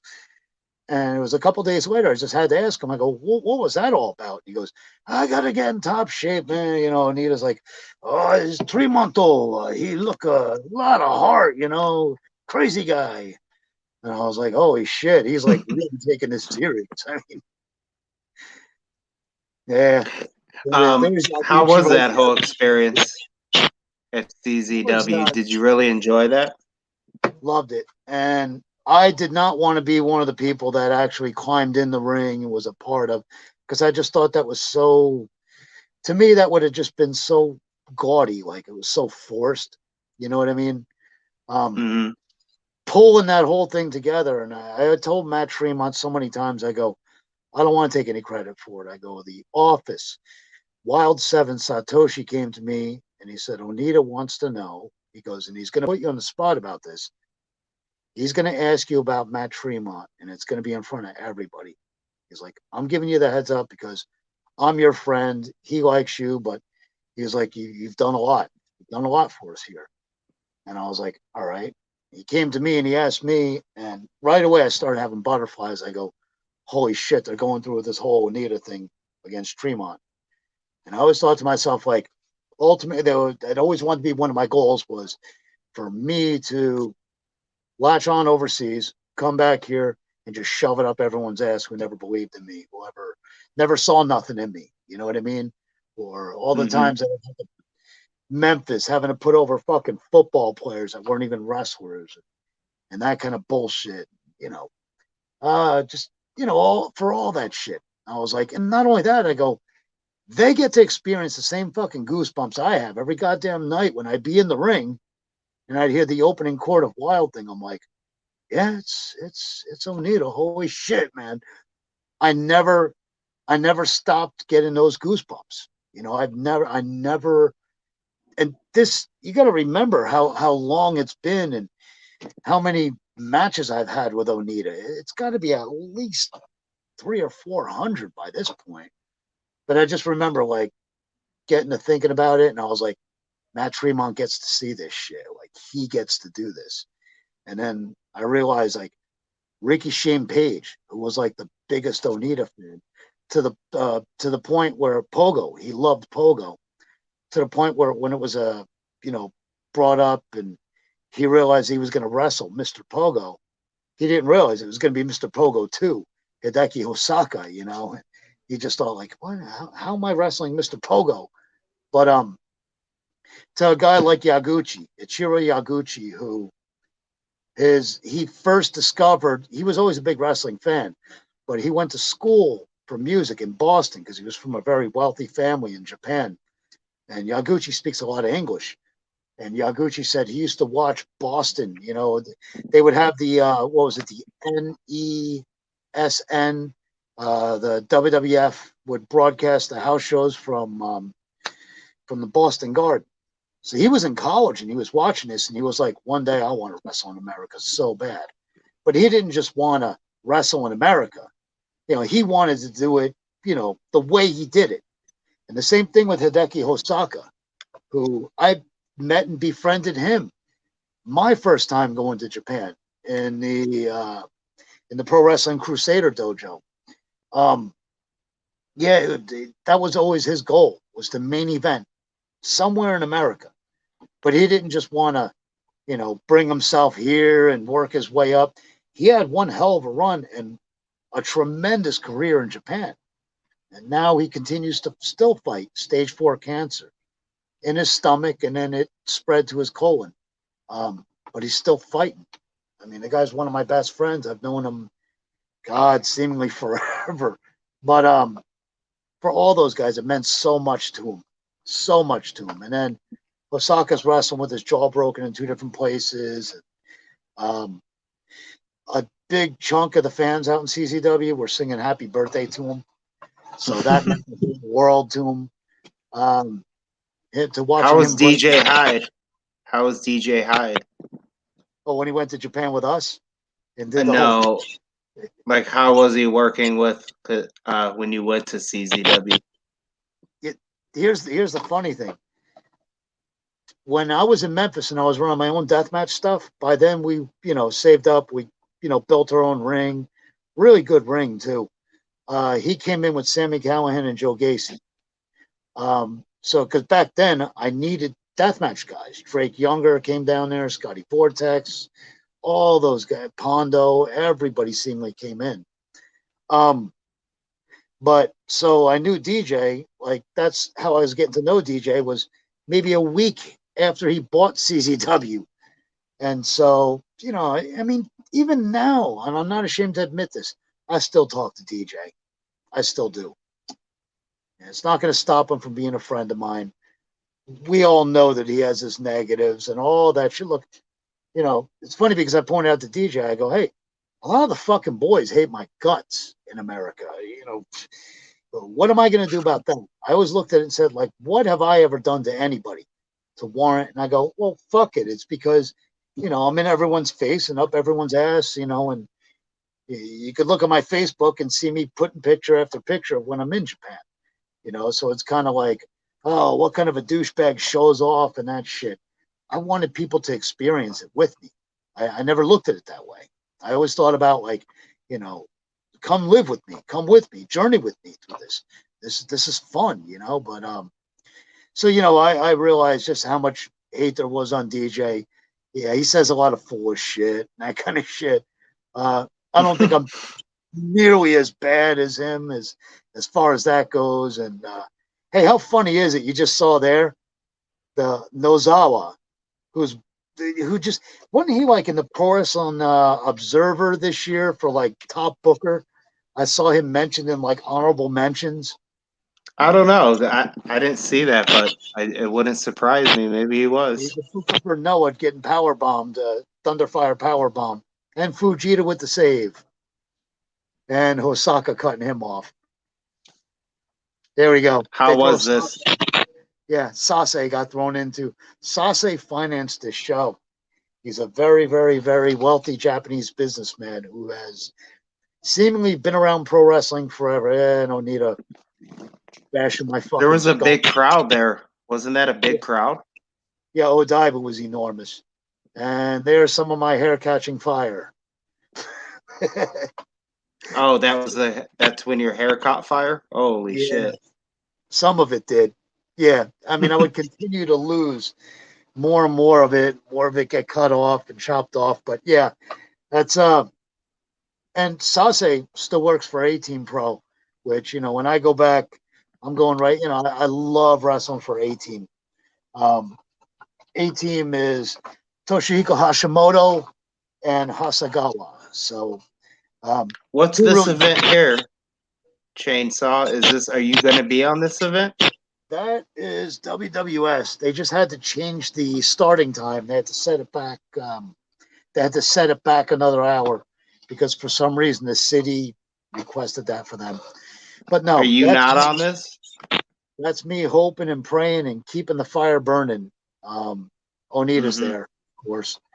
It's Onita, Team Onita against Team Shimada. And you see Takase, which Onita's went on record so many times telling everybody how great Takase is. Takase is the guy that he is their current heavyweight champion. And the lineage, I was champion before him, and it's been Takase ever since. I fucking love Takase, man. Now, that guy's got a screw loose. Do you speak Japanese? Yeah. At this point, I'm fluent, but I'm not ultra fluent. There's a lot of sentences that I try to say that I'm using my verb, pronoun, using it kind of in the, you know what I mean? So, yeah. And I never wanted to speak to the Japanese, you know, because then they start laughing and giggling. And then it wasn't until the one day, like, person by person realized what I had said about, I don't want you guys making fun of me. I don't feel like, you know, and they go, look, man, you know, people are going to make fun of you. Fuck them. Let them laugh at you all year. You're not Japanese. You're expected to not be able to, you know, speak it the way that we do. And I was just like, I don't know, man. You know, all the people laughing at me, but, you know, Pogo too, because we would get to the point where he'd be like, no, tell me, speak English. And then I'd have to respond to him in Japanese because we were both working on, you know, his girlfriend had come back, you know, and she's from America. She came back there in 2014. But this is the woman that he had a kid with and took him to all of his bookings for 5 long fucking years, all over America. So just imagine them two hooking back up, and, you know, he had a kid with her. I mean, can you just... unreal. What a fucking story. That's crazy. Hey, if anybody drop your questions, we'll stay on for maybe another, if you got another maybe 15, 20 minutes. Do I or do I wanted to ask, what was I going to ask you, man? There's sometimes other Leatherfaces, right? Did you see the one in Memphis 2 months ago that came out to Chris Benoit music? That wasn't you, right? You know, here's the thing, and it's not to shit on them at all, and it's not to say nothing bad, because... Here's a picture. Here's one of them, right? Who's this one? This is a super battle? Okay, that right there, Yaguchi. You know my buddy Yaguchi, the guy I told you about, once in a lifetime? Yeah, do they just use him out there like that? Like put him in that? Here's what happened. At the time, So I'm doing the whole WWS thing. I'm super loyal. I go back. My work visa was temp. It expired, so it was Yaguchi doing that. Then they had Freddie, who was Tomohiko Hashimoto, Wing Kanamura, and Pogo was like, the wing guy because they were doing Wing versus FMW. So, and two, Hamano wrestles as Leatherface, not Chainsaw, nothing, Leatherface. And what happened was, when Big Japan came to me, and I told them, I was like, I have pre-existing stuff that I got to do on the other independents. They got me under posters and that kind of thing. I had already been wrestling Mono like every single night. He also wrestles as our old gimmick, the White Mummy. He also wrestles as Freddy Krueger over there. So throughout this, I kind of felt like, I felt Doug Gilbert was like angling himself in and that kind of thing. Like, just tell Onita I've always really respected him and that kind of thing. And Doug and I have had, a rocky past and that kind of shit, There's plenty of times where he thought that I was kind of like pulling Eddie away from him and that kind of thing. But, never did I get sideways when I found out that Doug Gilbert was going to wrestle Jerry Lawler and be Leatherface at the Jackson Coliseum or whatever. I never got sideways with it. It's like I said, in the past, they've used, they've just thrown in a Leatherface here, the Leatherface gimmick there, and that kind of thing. But it was always told to me by Onita and Pogo that unless you're christened by the office with it, I mean, then you're just some asshole dressing up like Leatherface, saying that you're Leatherface. That doesn't make you Leatherface. Like, Does it make you pissed when you see that? Not exactly, because I mean, people know. What about that one in Memphis recently? Did you see him? It's so fucking bootleg that, come on, Yeah, that was. How many goddamn times does Jerry Lawler have to wrestle Doug Gilbert? You know what I mean? Back in the day, I did a couple shots as Leatherface. The only reason why was because I was the only job guy. I lied and said that I had a chainsaw. So I went to the hardware store, and as poor and broke as I was back then, I wrote a check that I think bounced for like a $300 chainsaw back in the mid. So yeah, there was that. It was teaming up with Mike Samples, who was Deadhead. There was Johnny Rotten from Virginia in '91 started out, and then they brought in Jack Diamond, who was an independent wrestler out in Arkansas. So I mean, to me, unless there's staying power, you're going to be around there for a few years or do a tour or a bunch of bookings.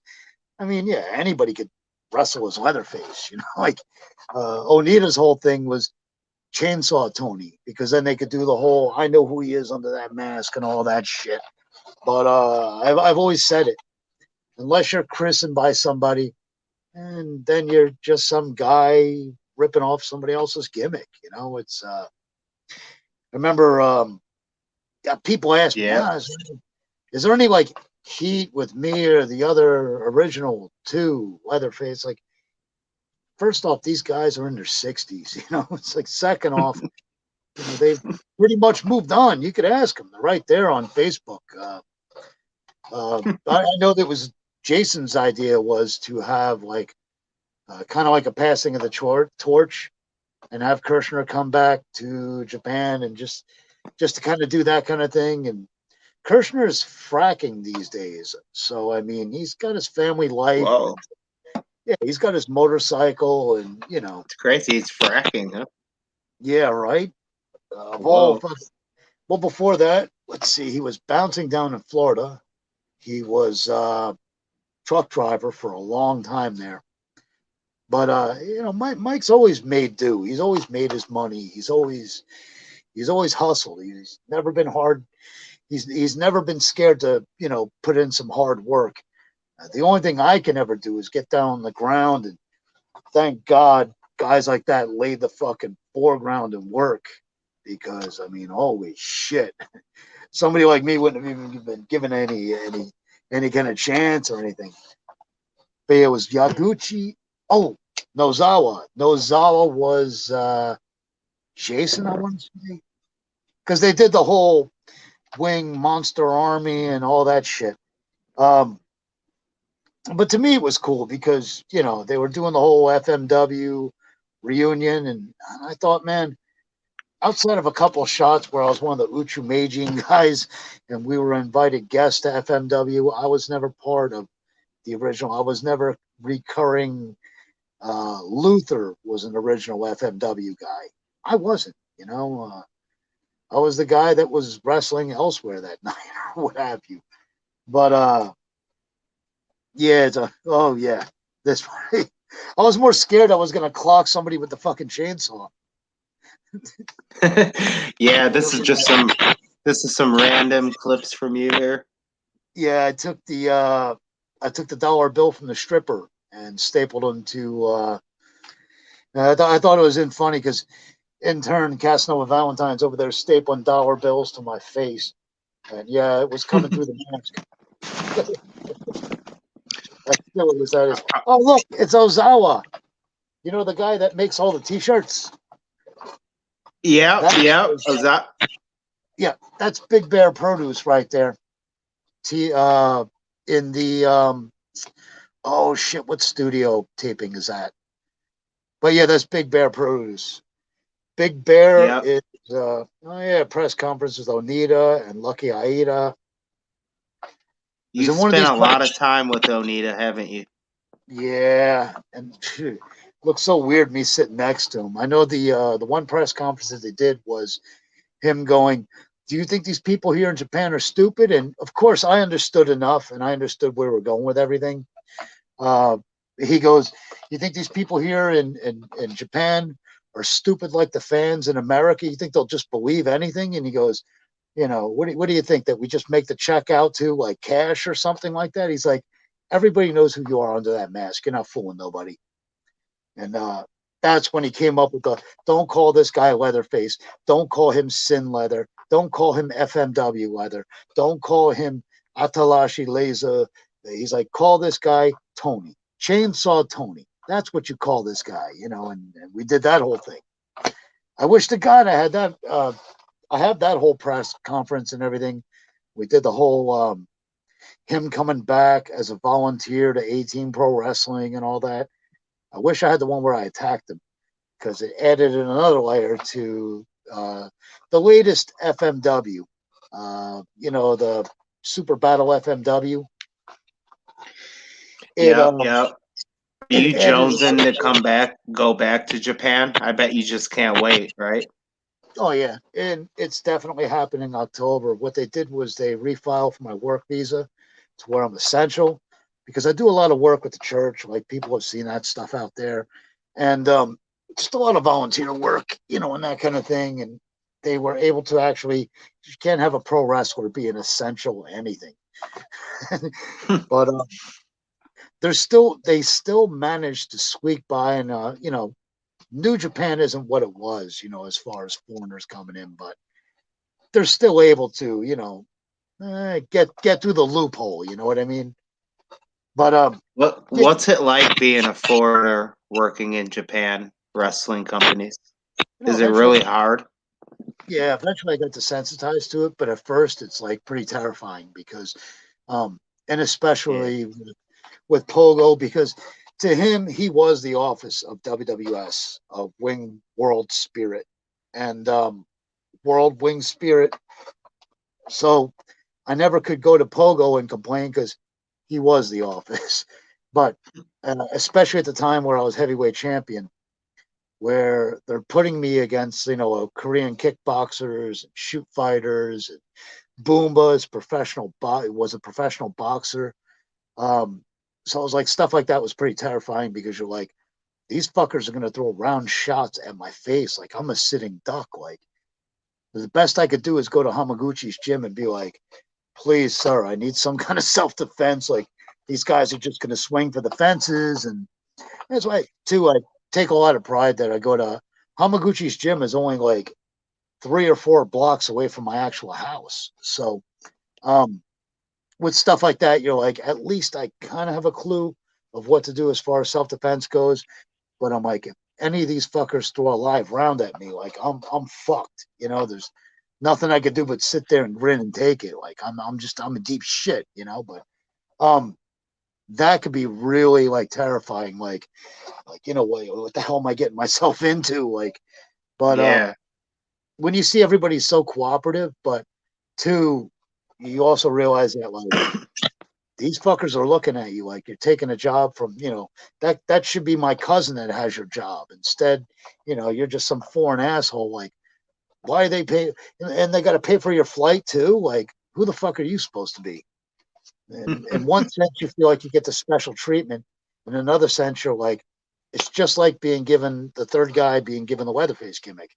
In one sense, you feel blessed. In another sense, you feel cursed because you're like, now I got to work 8 times harder to prove I belong here. That this should be that they didn't make a mistake on putting this shit on me. That you know what I mean? Like this, that you have to like justify the fact that you're even there to begin with.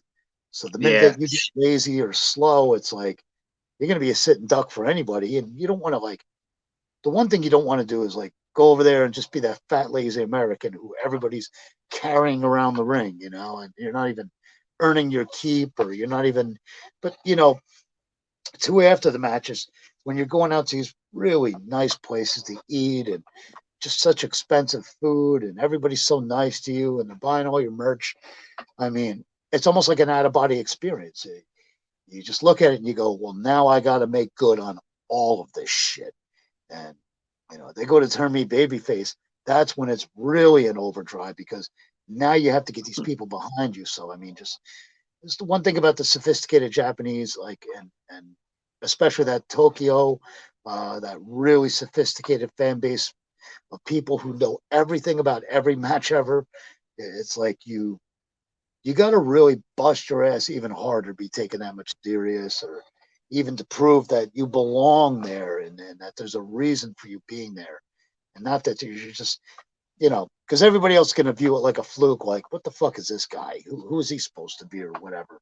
I'd like to think over the, you know, an amount of time, I think that I've earned my keep, but, you know, it's not going to stop me from trying and working even harder, especially the older I get. I mean, shit.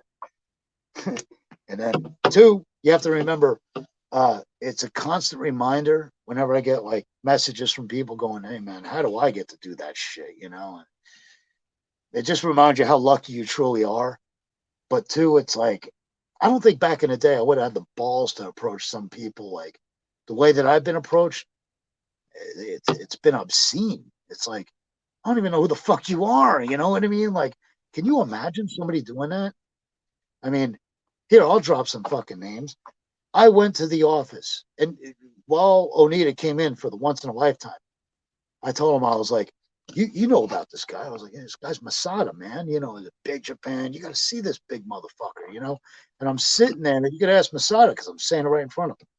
So let me get this straight.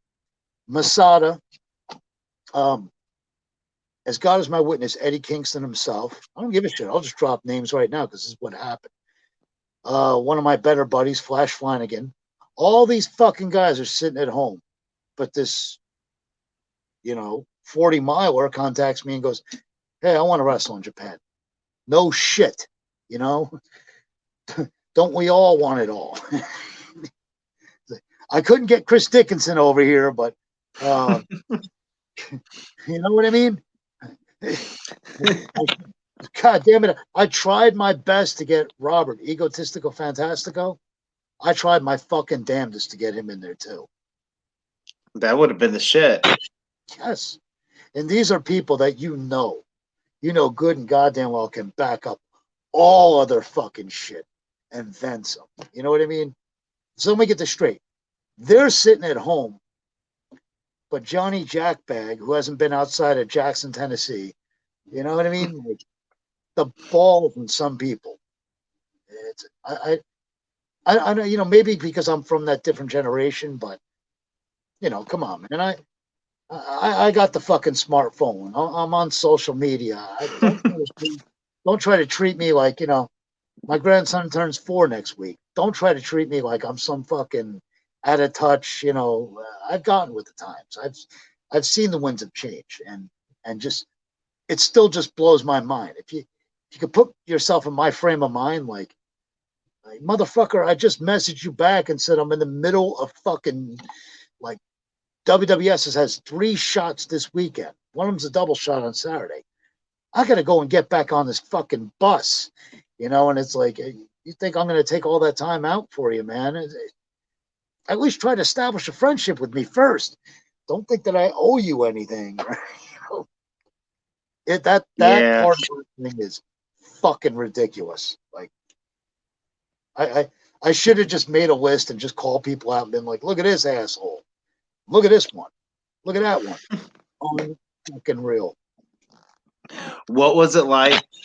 I'm gonna let you go soon. We've already been talking 2 hours, Tony. Holy fuck.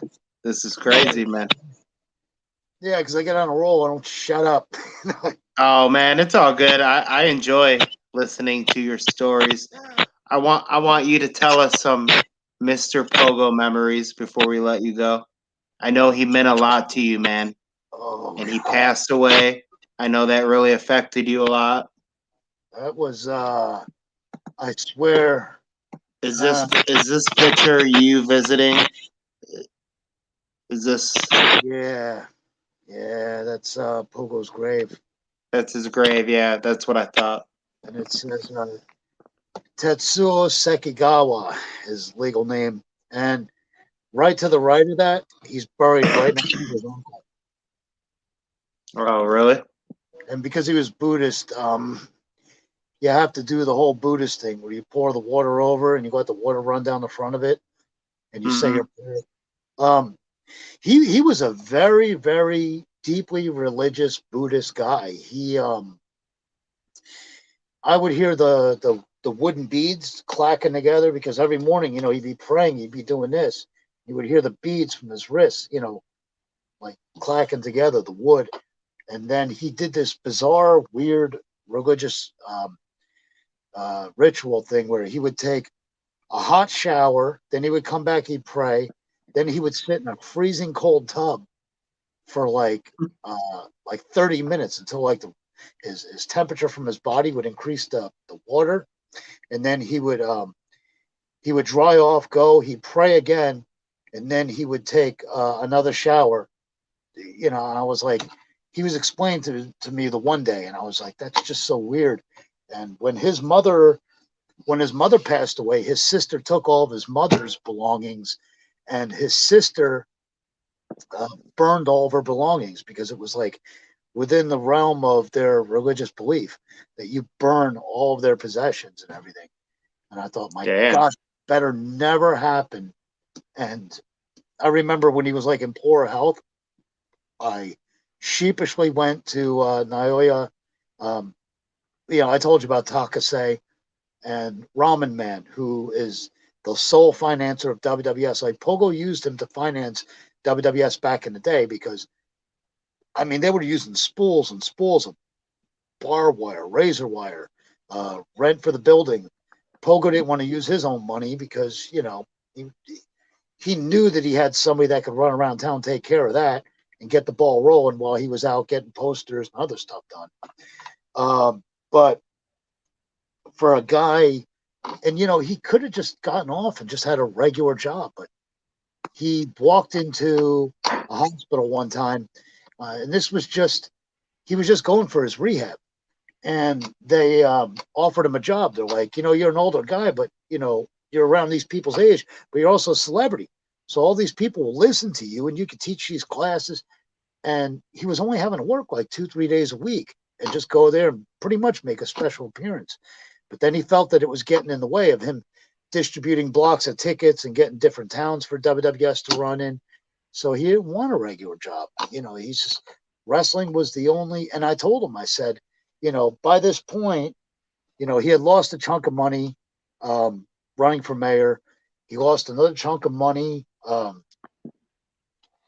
He had loaned his brother-in-law, who married his sister, loaned him a shitload of money for this guy to get this internet company launched. The guy's internet company becomes successful. The guy never paid him back. It always put a strain on Pogo's relationship with his sister and everything. but he also too, he wasn't just throw away all of his money. Then again, he wasn't like a cheap guy either. He had expensive taste, and I mean, it was so weird going out into his backyard. I mean, he just had like a little porch, and right behind that was a cemetery. It was the most bizarre thing you've ever seen at night. And stepping over a suitcase, and he would just leisurely go, "Oh, Terry Funk, give that to me as a present." And he's not name dropping. This is just what happened. And then every once in a while, Terry Funk would call him. So you're like, this is just fucking crazy, man. Like Terry Funk has nothing better to do than call him and just bullshit with this guy. And they sounded like two kids. Awesome. Phone. You remember that time? Hey, no, I gotta say. Oh, let me say. You remember that time we got so drunk and you fall down and then I fell backwards and behind you and it's stupid, goofy things that two guys that are well off in their 60s and 70s shouldn't be talking about, goofy stuff. But he, for the Japanese to invite you into their house is a very strange, that doesn't happen with Japanese people. They never invite you into their home. So it was around 2003, 2004 when I would have to make the shots overnight. And just one night he just goes, "Hey, you don't have to stay in the hotel." And I go, "Well, you paid for it." And he goes, "Right, but I didn't pay for this one. So go back there, get all your shit out there." I'm like, "But you paid for it for the night. It's past 12 o'clock. And he goes, "You come back to my place." And I was like, "Oh, shit. He's going to bring up something that I need to know. Like, this is some kind of booking or something or other he wants me to." And sure enough, that's what it was. Give me a hand with this. What do you think about this? Do you know any angles, that we could pent up here? Because Occupation of the Indies was, I don't know if you ever heard of them. It was like an hour block. And then they did Occupation of Joshi. They did all these different like independents. And it was like an hour block every week that aired on Japanese TV, on the Samurai TV network. That's where you saw those clips from, where they had the lettering and the logo and all that stuff. And Yeah. you would cover WWF. So it was almost like you had that bit of feature. Him and O'Neill always thought it was so brilliant, the shit that I would come up with. And I was like, I ripped that shit off from Memphis. That was an old angle. And they go, "Oh, the fact that you contribute that to your memory, and this is gonna draw some money," and like stuff like that. I mean, just listen to the mind he had for wrestling, because you got to remember all the territories he wrestled in. Especially he did more territories than Onita did. Yeah, man. Pogo's one of my favorite deathmatch wrestlers of all time. He's what got me into watching this thing. Watching Mr. Pogo versus Matsunaga at the first BJW deathmatch tournament. Yeah, I never even dropped Matsunaga's name. My God. What can I tell you about the history of that friendship? And it goes beyond that. I posted the clips of him, the concert that they did, the heavyweighters, Ricky Fuji, Super Tiger was there, who was just like a year or two older than me. All those guys. And then I come out with a chainsaw like I'm playing guitar and shit with it. All those guys, Yaguchi, and they did like all the old like New Japan, All Japan themes, and they played like Terry Funk's music from All Japan, the Spinning to Old song. Yeah. But yeah, Pogo came back to Japan in 1990, and it was Onita that came to him and said, "Hey, I know you've been doing some bloody shit down in Puerto Rico, but," and Pogo already had his finger on the pulse, and he goes, "Deathmatch is going to prolong my career because I got so many injuries right now." And when you look at some of those old matches, they're very primitive. The FMW matches where, the whole thing is built around the barbed wire, because they were always forewarned. Everybody forewarned everybody about too much, way too much, doing too much. There's the infamous story of, and Hayabusa himself had this big, long thing that he wrote up about guys doing too much and how you get to doing it on a full-time basis that you're going to have to be doing that shit every night. And I mean, that's why Hayabusa went from that to H, where he was a sound ground wrestler, and because he just felt his health was fading so bad from having to do all that shit. It was more cinematic when you watch like Onita and Pogo. I mean, it was like watching a movie. They built it around the explosion. The explosion wasn't a backdrop. The explosion was, oh my God, if this guy takes this explosion, he's out. He's done. And they, you know, they still did their high spots and a lot of cool brawling. And Onita's headbutts were fucking awesome. But a stiff fucking thing to be hit by. God damn it. The two of them like to always laugh at me because the one night, and I didn't hear him, but Onita's like, no, I said duck. I was like, you did not say duck. And Pogo's like, holy shit almighty, because like it had poked through the mask and like my ear was a fucking mess. It was bleeding and everything. He hit me with a barbed wire bat right upside the ear. And like Onita later on, you know, he was laughing about it. When it happened, he was like, oh my God. And he goes, you know, that's one disturbed guy. He stood there and let me hit him in the fucking head with a bat. And he's like, you know, you talk to that boy, he's going to fucking kill himself. But, you know, later on in later years, it's something that the two of them, you know, it was always great to watch like Onita and Pogo just sit there with each other and fucking laugh at something stupid or, you know, something trivial. And I'll never forget night after night after night, because you have to remember something. Look at any WWS show. Every last one of them, literally until the day he died, was Onita and Pogo and six mans. And they, I mean, unfucking real that a rivalry could last that long. And still, when you look at the money that they drew and you know, even based on his legacy alone, WWS is still going strong, you know, is still during a pandemic, still drawing as well as they do. I mean, people will buy tickets just to be able to send something, you know, because they build like on the stage, they'll put like Pogo's old picture and have him with the NWA, like the Texas heavyweight title and that kind of thing. And people are like leaving bottles of whiskey and flowers and all kinds of gifts, which, you know, in all reality, the wrestlers look at each other and they go, you know, this is very special because it was a present to Pogo, you know. I'm just like, man, to know that somebody did this for him is absolutely incredible. You know, Pogo himself could be a fucking ball buster. I mean, how many fucking times? Oh man, he would almost get off on it. If you fell asleep around him, holy shit. He wouldn't stop. What would he do? What would he do to you if you fell asleep? Everything. I mean, as bad as his back was, I'm like, where the fuck do you find a book of matches? And what the hell is wrong with you, you know? Because he would take a match, and, you know, if you were sleepy enough, you know, he'd fucking stick it in your armpit or, you know, something like that. God, the rips just didn't end with him. You know, the poking fun and that kind of thing, like, he wouldn't tell me, hey, man, you need to fucking work out more or anything. You go, oh, my God, your stomach is fucking waving at the goddamn people while you're trying to be a heel. You know, or he'd you know, purposely put me in he put me in a match with the guy from Hero, the guy that ran that Hero Pro Wrestling, the deaf guy. Other times he would put him against Panda, just to see how bad of a match they would have, you know, and just sit there and laugh to himself and be like, holy shit.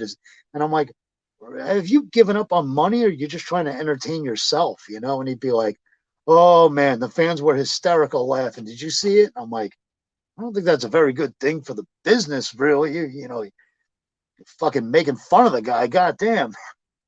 What the, that and, oh shit.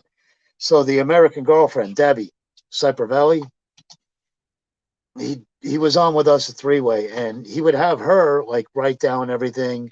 You know, he'd be doing the matches and everything like that, because then she was able to put it out. in English, and then it kind of looked cool, and it was on a poster in English, and he would just do that for the hell of it, just to get people's attention and everything internationally, because he would sell DVDs to people in England and T-shirts, and day-to-day operations. Working in his office meant you had to help him. He had to hold out a shirt so he could sign it, and then go with him to the post office. He would send out DVDs, old signed posters. He did this every day of his life, literally until the day he died, because it was just, he's a cult figure like that, But so anyway, he's telling the girl Debbie, and he's going, yeah, go ahead, secretary, type. And just to hear her go, I'm not your damn seg. She's got a wicked Southern accent. She's from Georgia originally. She helped him when he was in the Carolinas for the Crockett's, and she's like, I'm not your damn secretary, Tetsuo. He oh God, it was endless. The ribs with all the boys called her taxi driver. They never called this poor girl by her legal name. But she's like, oh, we were just sitting there the one day, we're painting the poster board, and then you put the poster on top of it so you could stand the poster up. And she made a comment when I went to get up, and she said, oh, and I heard her clearly, she said, oh, he's handsome for an American, is what she said. And I go, oh, well, tell her for a squinty-eyed Jack, she's pretty cute. And Pogo goes, and in perfect English, he goes, her, who, her? And he puckers up his nose, and he goes, Sui. And he's rolling her eyes, and she's pointing to the top of her head, and she's saying in Japanese, do you see this? When I first started coming over here and working for this office and helping him, I had a full head of hair. Look at this. I'm half bald now, that, and oh, Jesus Christ, when he got into the fight with her.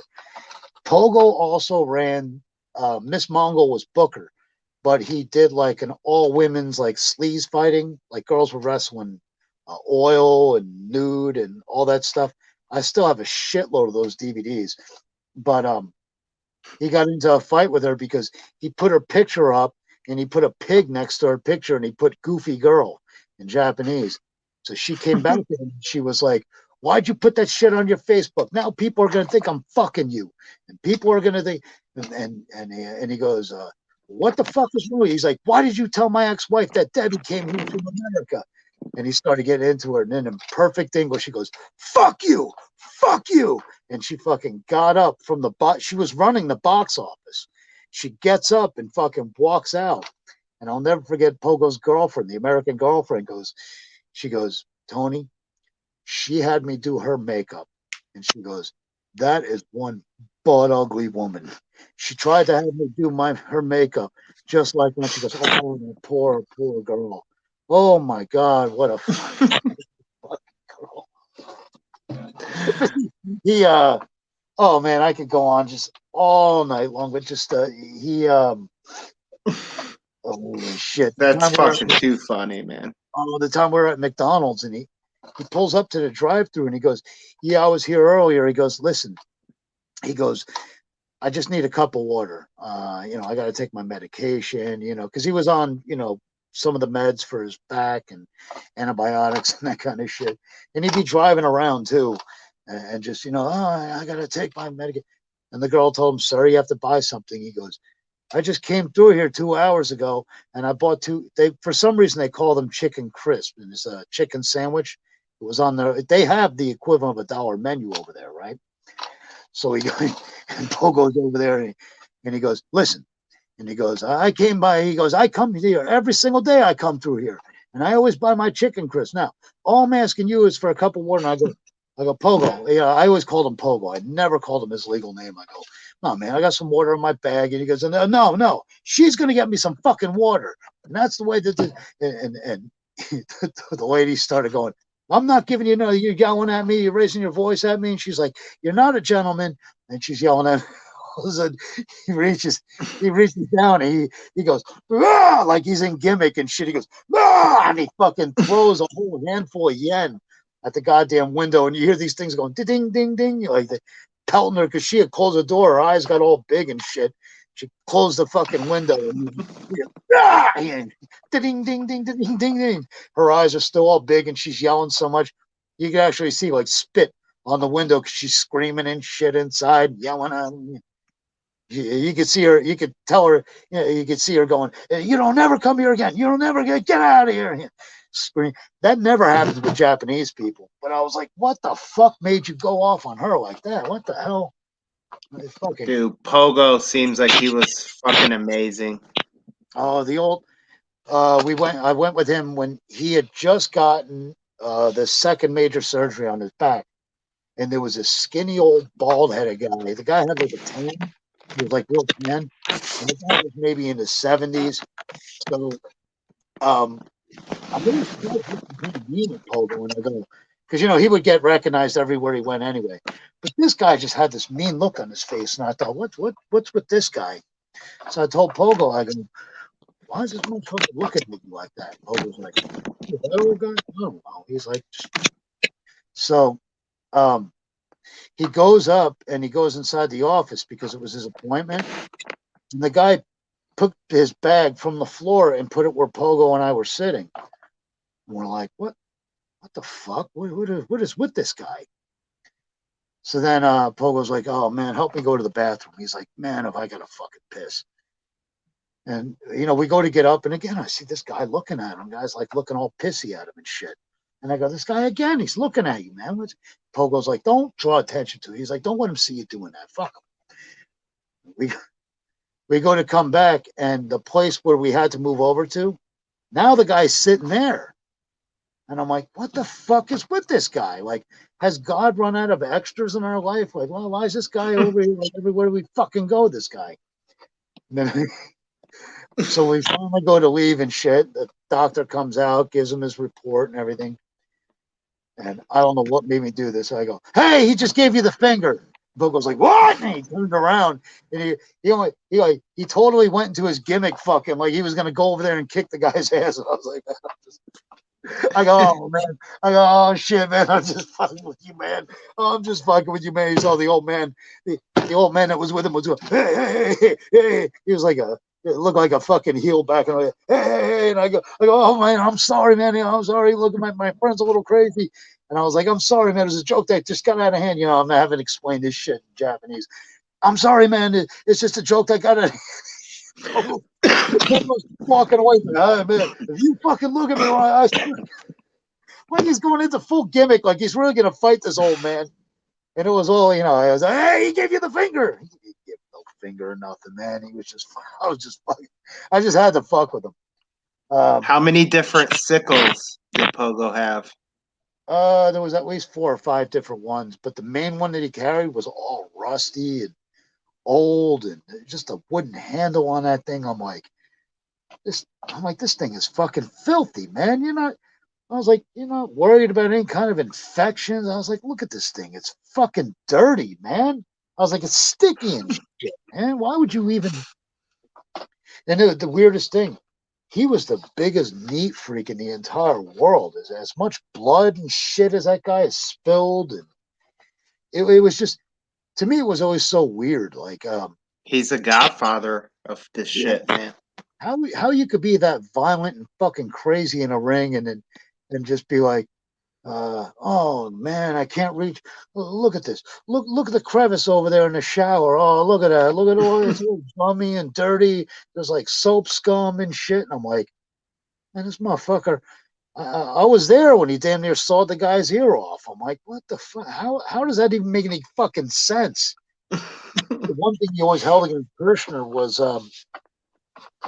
Kirshner had one of those shoot interviews, and he said that Pogo had a young guy, and he said he had a gig on his finger, and that he just cut the guy's face like all over the guy's cheek and shit. And that was one of the things I turned Pogo really against him, because it was in like 07, 08, and he had heard that Kirshner was talking bad about him. So I'll never forget him calling me, which cost a fortune, from Japan, going, what is he saying about me? He's like, why is he saying this? And I was like, I don't know. Did you call him? Did you ask him? And he was like, no. Like, why would you? He goes, come on. he goes, if that really happened, he goes, I'd be in fucking jail if that shit happened. He was like, why would he even say that about me? And I'm like, I don't know, man. You gotta sit there and talk to him, man. I can't. I don't. I can't get in the middle of that shit anyway. But another crazy thing he would do too is he would take, like, if he was talking to you, he'd sit there like this, and he would just barely cover his mouth, and all of a sudden he'd be like, "Oh, bad static on my end," and I'm like, "Oh, I don't hear anything." And all of a sudden he'd just start going. He started making this noise, and I'm like, "What the fuck?" And it took a long time for me to catch on before I just went, "Oh, come on, you're down there doing that shit," He did that too when he was on the phone with his old lady. When he was on the phone with his American girlfriend. The weirdest thing was, as far as the Japanese wife goes, who he had 2 kids with, she would be there at every after party of the WWS matches. And I always thought, that's the craziest thing I've ever seen. But yeah, for a woman in her 50s.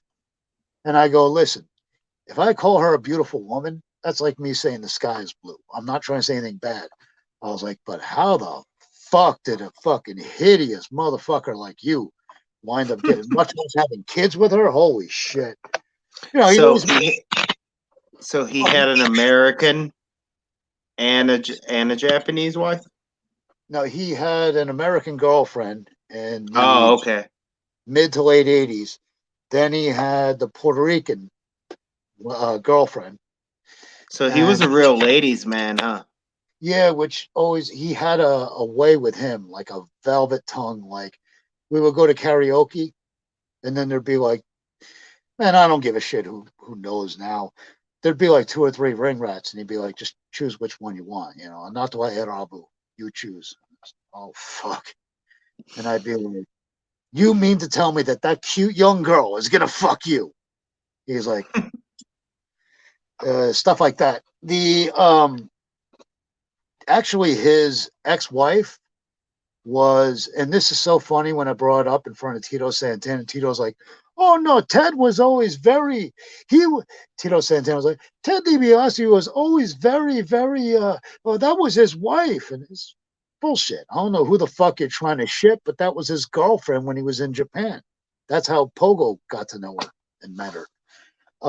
2, it was like, that's what caused Ted DiBiase. That's why he turned all religious and shit. It's because he got caught fucking around on his wife. Like, dude, you don't have to try to save this guy's reputation. It's out there. He put a book out about it where he admitted it, but yeah. it's the weirdest thing as a guy that looked like that, which, I mean, I don't know by what standards. He would always make fun of me. He'd always be like, you look like a cow. What the fuck? Look how big your nostrils are. You got big nose. And then he would go on to me like, if I didn't dye out some of my hair blonde and stay out the sun, he'd be like, you sand nigger. And I'd be like, oh yeah, that's the first time I've ever heard that shit.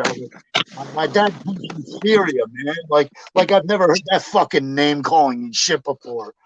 But and for some reason he'd always call it bronze. Get your hair bronze. Bronze. It's like, it's blonde. How many fucking times I gotta tell you? That, and every now and then he would sit there and he'd be like, what is the difference? Barry. What's these different words? He was talking about the name Barry, the word bury, like how you bury somebody. He couldn't ever really, you know what I mean? He couldn't differentiate between that. Barry. He would just go on and on and on. Jesus. The ribs never stop. R.I.P. Pogo, man. Yeah, man. It just, I even thought about doing maybe like something like a 2-hour DVD where I just sit there with his daughter, who I'm still tight with to this day. This is the one from Puerto Rico. Lo and behold, it was one of the boys that wound up screwing around with his girlfriend. And Pogo was just like, fuck this. You know what I mean? But when he reconnected with his daughter, I must have 100 of those screenshots because he was just so fucking, happy and proud. And my God, I still call her the living ghost of Pogo because she has every bit of his mannerisms. You know, I joke about the way that he looked and shit, but picture Mr. Pogo if he was a Puerto Rican dude, like a Puerto Rican woman. As weird as that fucking sounds. Yeah. But yeah, So even she the looks like him a lot. yeah, even the way she walked, I was like, you've got to be kidding me. I was like, this is just that and the American Girlfriend. If I ever had the two of them, you could sit with them for 2 hours. I mean, the American Girlfriend left her whole life behind in America to go live with him. And after about a month, she was like, I got to get back to my life in America, man. She was like, you know, I'm in the middle of fucking divorcing over there. Like, I don't, you know. And the saddest thing she ever said to me was, I never should have fucking left Japan. She was like, if I didn't leave Japan, he would still be alive today. And I still believe that too. It's just like the last, That fucking sucks. yeah, the last time I talked to, you know, him, he was just going, I have no energy. He's like, I won't stop fucking bleeding, man. And then, you know, the next day the guy passes away. And I'll still never forget. It was like the phone call from Miwasato, then Onita, then Yaguchi, and just all the phone calls came pouring in. I was like, oh, like, you know, easily next to Moondog's spot. Yeah, Pogo was easily the most painful fucking thing I've ever, you know. It's just You're still working through it to this day, yeah, aren't you? I don't care what a pussy anybody thinks I am. I don't, because there's just so much that, you know, it's funny. Every now and then I would just remind him. I'd say, hey, you know, thanks, man. Or, look, boss, I love you. And he'd be like, ah, you fag. And I'd be like, ah, no, no. And I'd be like, now's not the time for him to, you know. But yeah, and every now and then he'd, you know, one of the, okay, my son, you know. It's the most amazing thing to me is he had some fucking, to meet him and to get to know him, he had some appeal with, I mean, everybody. He had some rapport. It didn't make a difference how rich you were, how poor you were, if you were pretty, ugly, stupid, fat, didn't matter. It was like everybody felt like he was their best friend. You know what I mean? Like he, and I mean, almost anybody you would talk to would be like, "Oh yeah, Pogo's my best friend." You know, and for me, I always tried to distract myself by having, you know, my Kankatayas and my Takaseis and my Hideki Hosakas, and my Yaguchis and my Tababas, and, you know, like even Tobita and all the goofy guys like on the outer circle. You know what I mean? And I even told Onita, I was like, I even told his girlfriend so many times. I've told Miyuko, I'm like, I just don't want to be that guy that bothers him. And she was like, no. She goes, you know, you're very good to us. And I was like, you know, you'll never know. There'll never be the right words how much I appreciate it. I mean, from having to deal with my work visa, the kind of money that's put I got 3 daughters through college. Just it's almost ridiculous that some asshole from New Jersey, you know, got to.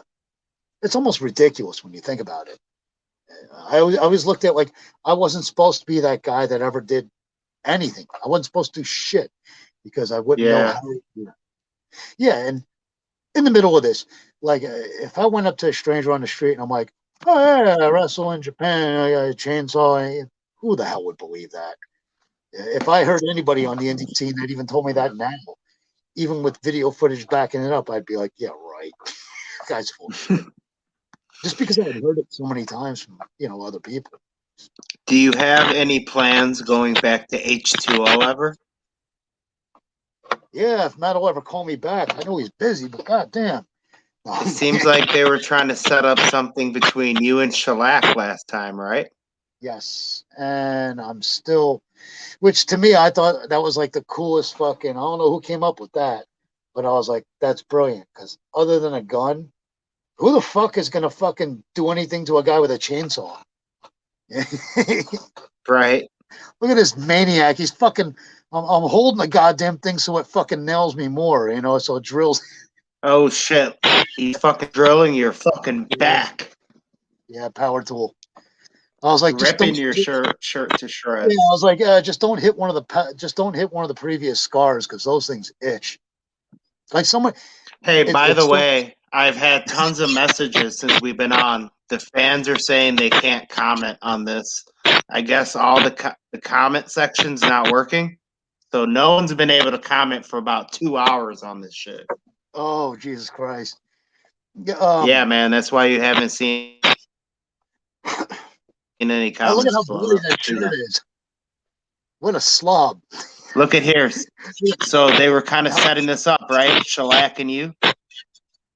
Yeah, and they went with Schlack and Louie because I think Louie was in the midst of Jesus Christ.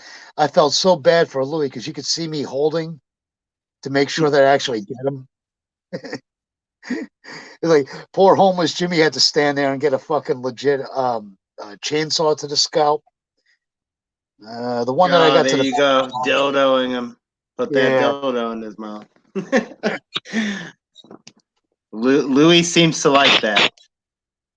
yeah. I'll tell you, I had the biggest knot I got in my throat that night, and I didn't know Louis was going to do this. I looked over there, and his face paint is like painted like Mr. Pogo, and I was like, oh, like, you get those butterflies, and then you get like that. You get those butterflies, like, you start wanting to choke up and cry, and then you're like, like I don't want to do that in front of these guys because I don't really know these guys that much, but that and some of the people started chanting FMW and Onita when I went and I did the DDT to Louis. And I'm like, holy shit, these people do realize that in the latest incarnation of that FMW thing, like I went through a lot of shit, like from cracking the top of my head open, which there was at least 3 or 4 different ones that are like right there in my fucking hairline that just kept opening up every single night. And then got to the point where the office came to me and they're like, just keep your hands up. They're like, fuck, man, or we're gonna have to find something else. There's like this got to stop. And like this is just there's like, they don't realize I was in that balls out mode. I was like, I'm in the frame of mind of, every time I took it easy or every time I was like, no, this is the time where I'm just gonna drain the tank and and the funny thing is too, Nick Mondo was living over in Japan at the time, and so he and I would get together every once in a while. Nick Mondo, of all people, was the guy that would talk me off the ledge and be like, "Listen, man, he'd be the voice of reason, like, buddy, you're gonna wind up with some real fucking damage. Like, this has got to, you got to take this down a notch or two. Like, holy shit." He had seen the before and after when I had all the dental work done because my teeth, a couple of them had broken down to the roots, and Mondo's sister is an actual dentist, and he was like, do you know how much money that's got to cost those people? Because he knew that Pogo had replaced all my grill and shit. And I was like, yeah, Pogo told me it was like 35 grand from the company insurance. And he was like, that guy must really fucking dig you to be spending that kind of money. And I was like, well, all incurred in his ring. And he was like, again, Mondo would always be the voice of reason. If Mondo would go, yeah, even if so, but he's like, he's like, I never got any kind of compensation from CZW, and I was like, well, it's me pledging my company loyalty. We were over there with me and homeless Jimmy and Tobita. At one point, Jimmy was like, shooting on you, bro.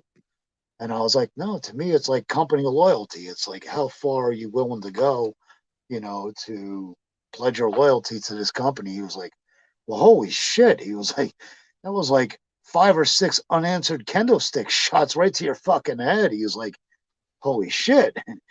He was like sitting there like, maybe I should step in and say or do something. God damn. Yeah, I imagined, I knew some of the questions weren't coming in because I tend to ramble and all that shit. But no, man, we're having all kinds of problems. It's because we're in the group, man. We've never done this in the group before. We're usually on the main page, so a lot of people aren't seeing this tonight. We're gonna have to repost it tomorrow. Yeah, I figured that there would be a way, technologically wise, to be able to put up a link to it or something. But I think when people take a look at the length of it, or God damn, what the hell did he do? But yeah, And you're almost at a world record for the death hour.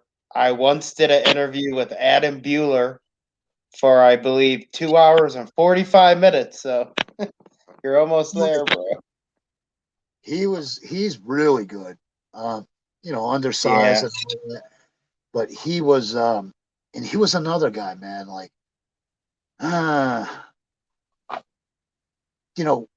it almost makes you question God sometimes when a guy like Adam Buell and a guy like Pogo aren't around anymore. It's some of the pieces of shit that are still left on this earth that mean no good to nobody and have done more harm than anything to anyone. But Yeah, and the bad guys keep on living, yeah, it's I don't know. It's like somebody like that who there's a social media presence. Like Lucky 13 is another one. But give people credit while they're living. Like Lucky 13 is another one, man. He's a good guy, man. I crack up laughing at like all the shit that guy comes up with, watching him watch bad matches and shit like that. Yeah, those are funny videos. Yeah, there's a guy there, man. Priceless, the stuff he would come up with. I think we need to appreciate each other more while we're here. I just put something out on Facebook talking about. I don't know if anybody even remembers Steve Bradley, but Steve Bradley was such a great guy, man. Because I went back to the newer promotion in Memphis, and they had me as a referee, and I was all down on myself. And he was one of those guys to sit me down and be like, "Just relax, man. Just hang in there," And I was just like, man, I was so fucking pissed off, And it's guy like that, is gone, and I can't tell him that shit anymore. I think we need to appreciate and take better care of each other while we're still here. At least let each other know. Yeah, man, definitely. Those are fucking words to live by Chainsaw Tony there. We definitely need to fucking appreciate people while they're here, man.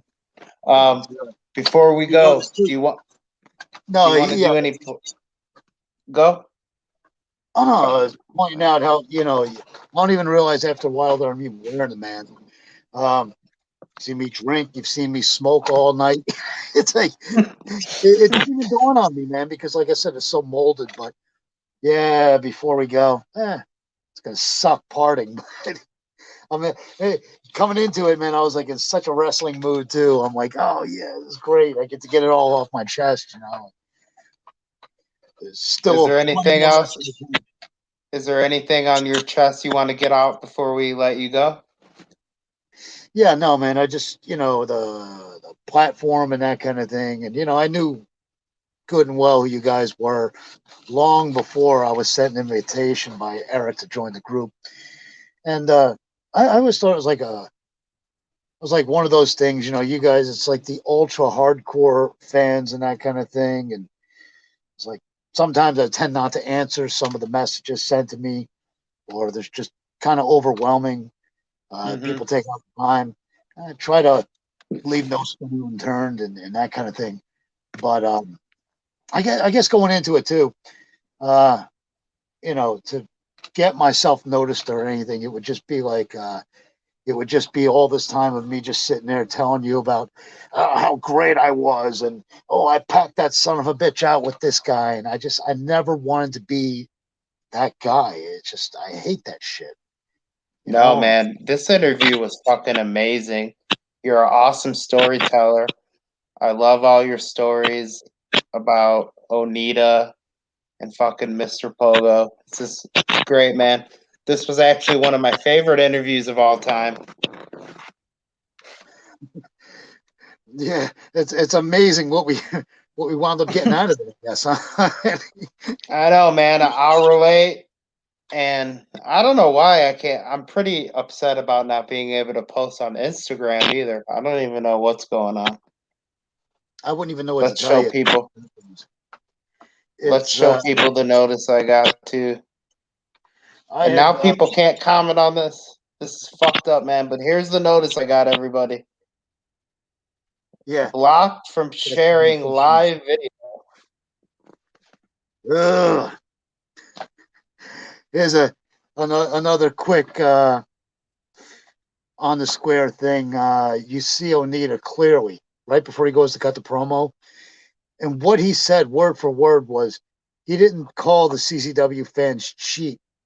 He said you cheat the fan. You cheat the fans. He said CZW is cheap because They the whole time cheated. he was sitting there, yeah. Every time he walked past me, he was saying under his breath. He goes, "Nante imaska skoshi okane."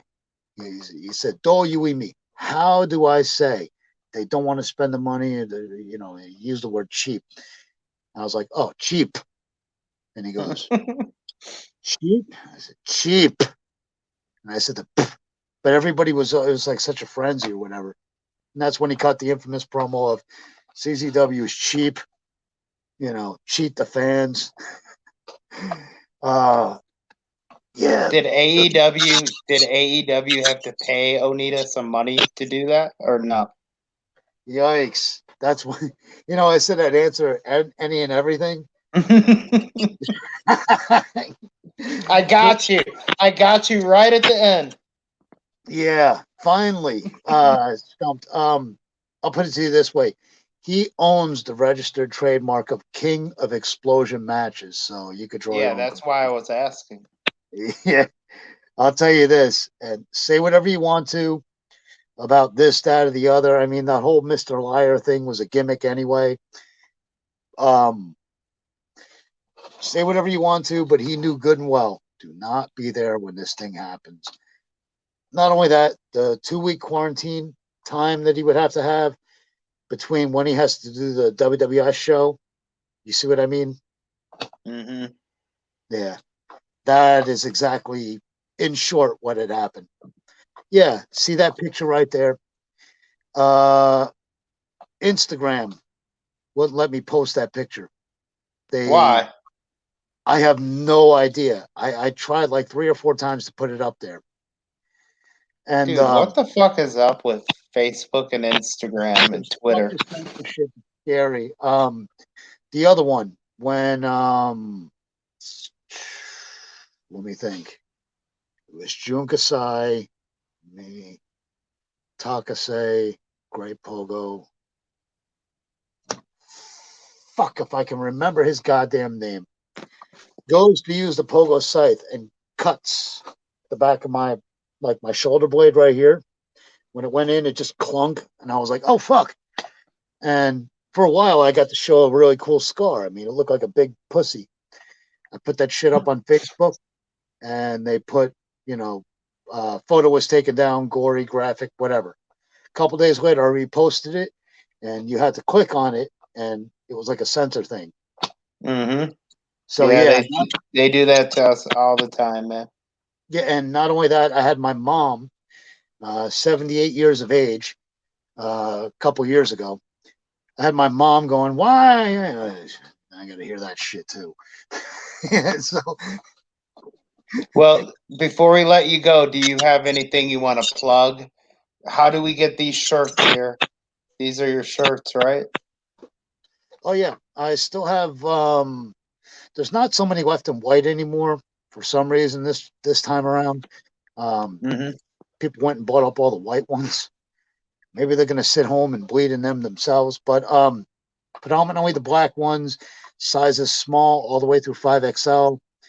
Inquire within my Facebook, Instagram, and I have a Twitter that I hardly ever use. Same gimmick with the Instagram as with Twitter. I hijack Tony Myers shit. So Tony Myers is dead, it says, right? Yeah, fuck him. Killed him. Jacked the shit. You buried him. Yeah. So, you know, the $20 for a shirt covers the cost of shipping and everything. And in the meantime, too, there's DVDs and all that stuff floating around out there. Really obscure, weird stuff from Japan. The no ring stuff is just beyond bizarre. The stuff with Tobita is very strange, where he's wrestling lake monsters and all kinds of dumb shit. And oh Christ Almighty! Hey man, before we leave, I think this is one of the coolest pictures of you ever. Let's show you this. Look at this fucking picture, man. Yes, Halloween night. Fucking epic, dude. It's fucking legendary picture. That's where Nick Mondo lives too. That is Shibuya, which is all the way east of Tokyo. That's Shibuya. That's Shibuya, and that is on Halloween, and that's where you seen the thing where me and Jimmy, homeless Jimmy, were raving inside the club. From the same night, we're just drunk and raving to all the house music and all that good shit. And you know, we go outside, and what it is in Shibuya right there, they have that right there. It's like a parade of the nicest cars with the loudest sound systems you've ever heard in your life. And they go down like a giant file. Everybody's there to show off their fucking work. So it's like Fast and Furious. Like, you're just watching one after another of these like super turbo jacked up Porsches, Lamborghinis, Ferraris, Benzes. I mean, it's the one night of the year the Japanese can make all the noise they want. It's Halloween, everybody's showing off their shit and everything.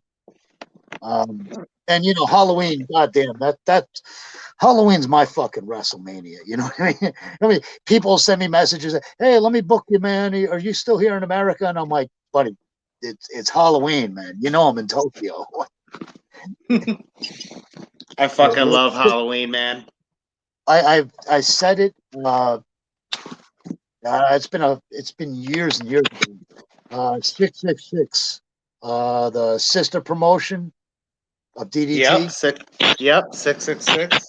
I always give them dibs on me on Halloween. That's just the tradition. That's the way it is. They used to do some crazy shit in that promotion.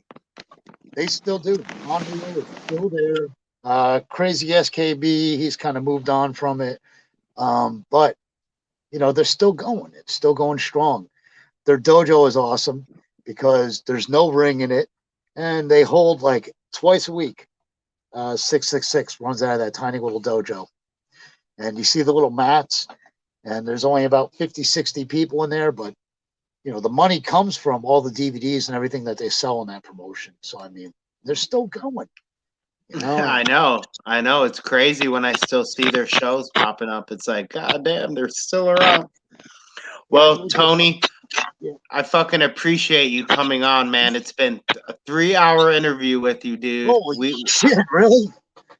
Yeah, 2 hours, 50 minutes. I want to get you back on when we're back on the main page and running sometime to do a part 2.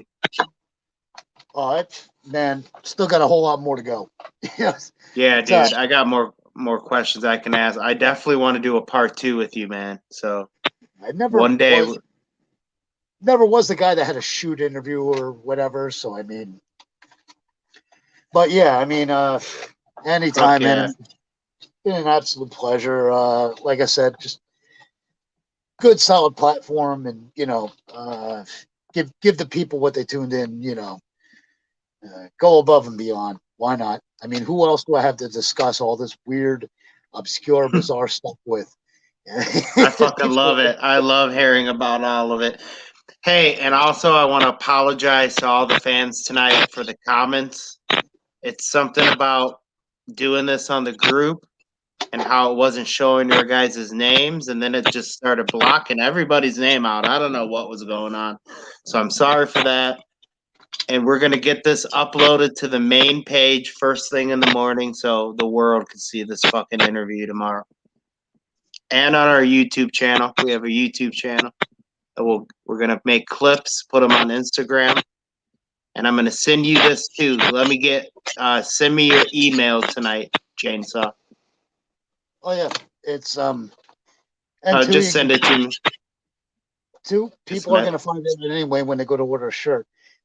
Hysteria Wrestling at hotmail.com, all one word. Hell yeah. Okay, man. Thank you so much, Chainsaw Tony. I wish you the best of luck. I hope you get back to Japan so you can terrorize everybody with that fucking chainsaw some more. It'll happen. It'll happen. Just a matter of time. I mean, all in this together and all that good shit, but man, I've had one shot. I got one more, and you had to see the look on that nurse's fucking face when she went to shoot the fucking vaccination. It's one of the simple joys in life. Of her looking and going, well, God damn it, were you in a fucking wreck? You're like, Christ. Anyway, I can't thank you enough again for the platform and all the good stuff, man. I mean, it'd be cool for me to put it up there on the YouTube channel and all that stuff. We're gonna see. Oh yeah, fuck yeah, man! Put this up on your YouTube channel too. Get that word out, man. And I just want you to know that this whole group, we all love you, man. We're all big fans of you here, dude. It just keeps the fire burning, no matter what. You know, it's just I don't feel like I'm aging anymore or anything like that. It's just you give back to a lot of people that do give you the time of day and you know, reserve the right to judge and hey, maybe this fucking guy ain't so bad and all that good stuff. So I mean, you're an awesome guy, dude, and I enjoy fucking talking to you, dude. Thank you so much, Tony, and thank you everybody for watching this 3-hour epic interview. This was long as fuck, man. I'm tired. I'm gonna go to bed. Yeah, I got a toy to play with, so. Yeah. Send us out with the chainsaw. Fuck yeah. It's not starting. There we go. Oh shit! The choke. Oh no. Yeah. Chainsaw Tony for life. Thank you so much, bro. We'll catch you guys tomorrow night. I don't know. Maybe we might not even be on tomorrow night.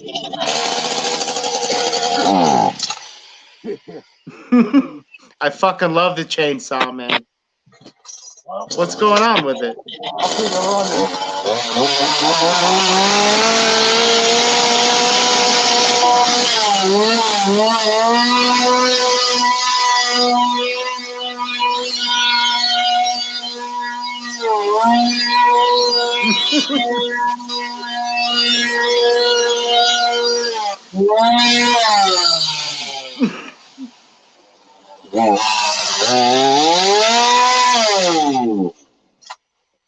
Dude, there's no better way a death hour has. Oh shit, you got the fire alarm going off. Well, I'm gonna keep it going.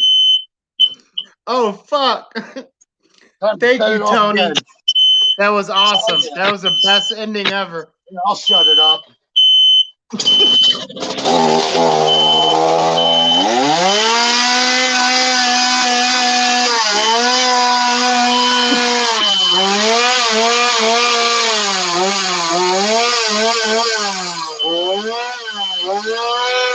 It's a shame nobody's here to see this.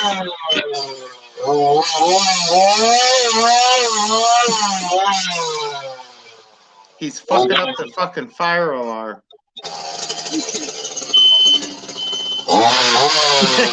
It's not gonna stop.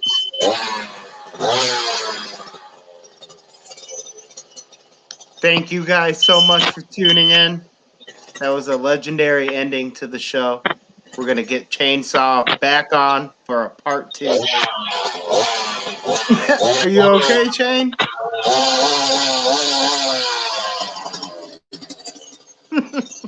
Are you okay?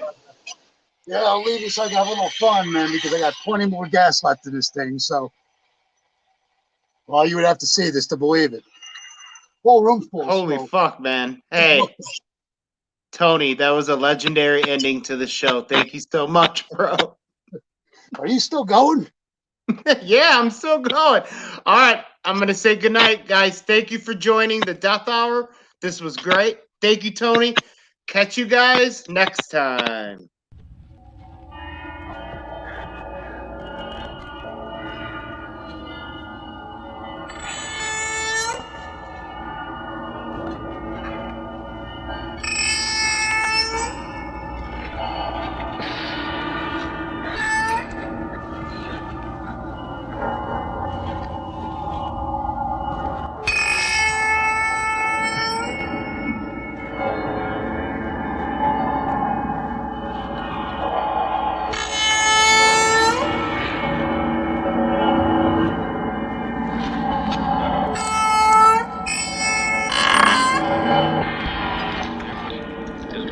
Indictment is only one of a series to be handed down as special grand jury investigation. Grave robbing in Texas is this hour's top news story. An informant led officers of the Muerto County Sheriff's Department to a cemetery just outside the small rural Texas community of Newt early this morning. Officers there discovered what appeared to be a grisly work of art, the remains of a badly decomposed body wired to a large monument. A second body was found in a ditch near the perimeter of the cemetery. Subsequent investigation has revealed at least a dozen empty crypts, and it's feared more will turn up as the probe continues. Deputies report that in some instances, only parts of a corpse had been removed. The head, or in some cases, the extremities removed, the remainder of the corpse left intact. Evidence indicates the robberies have occurred over a period of time. Sheriff Jesus Maldonado refused to give details in the ghoulish case and said only that he did have strong evidence linking the crime to elements outside the state. Area residents have reportedly converged on the cemetery, fearing the remains of relatives have been removed. No suspects are in custody as the investigation at the scene continues.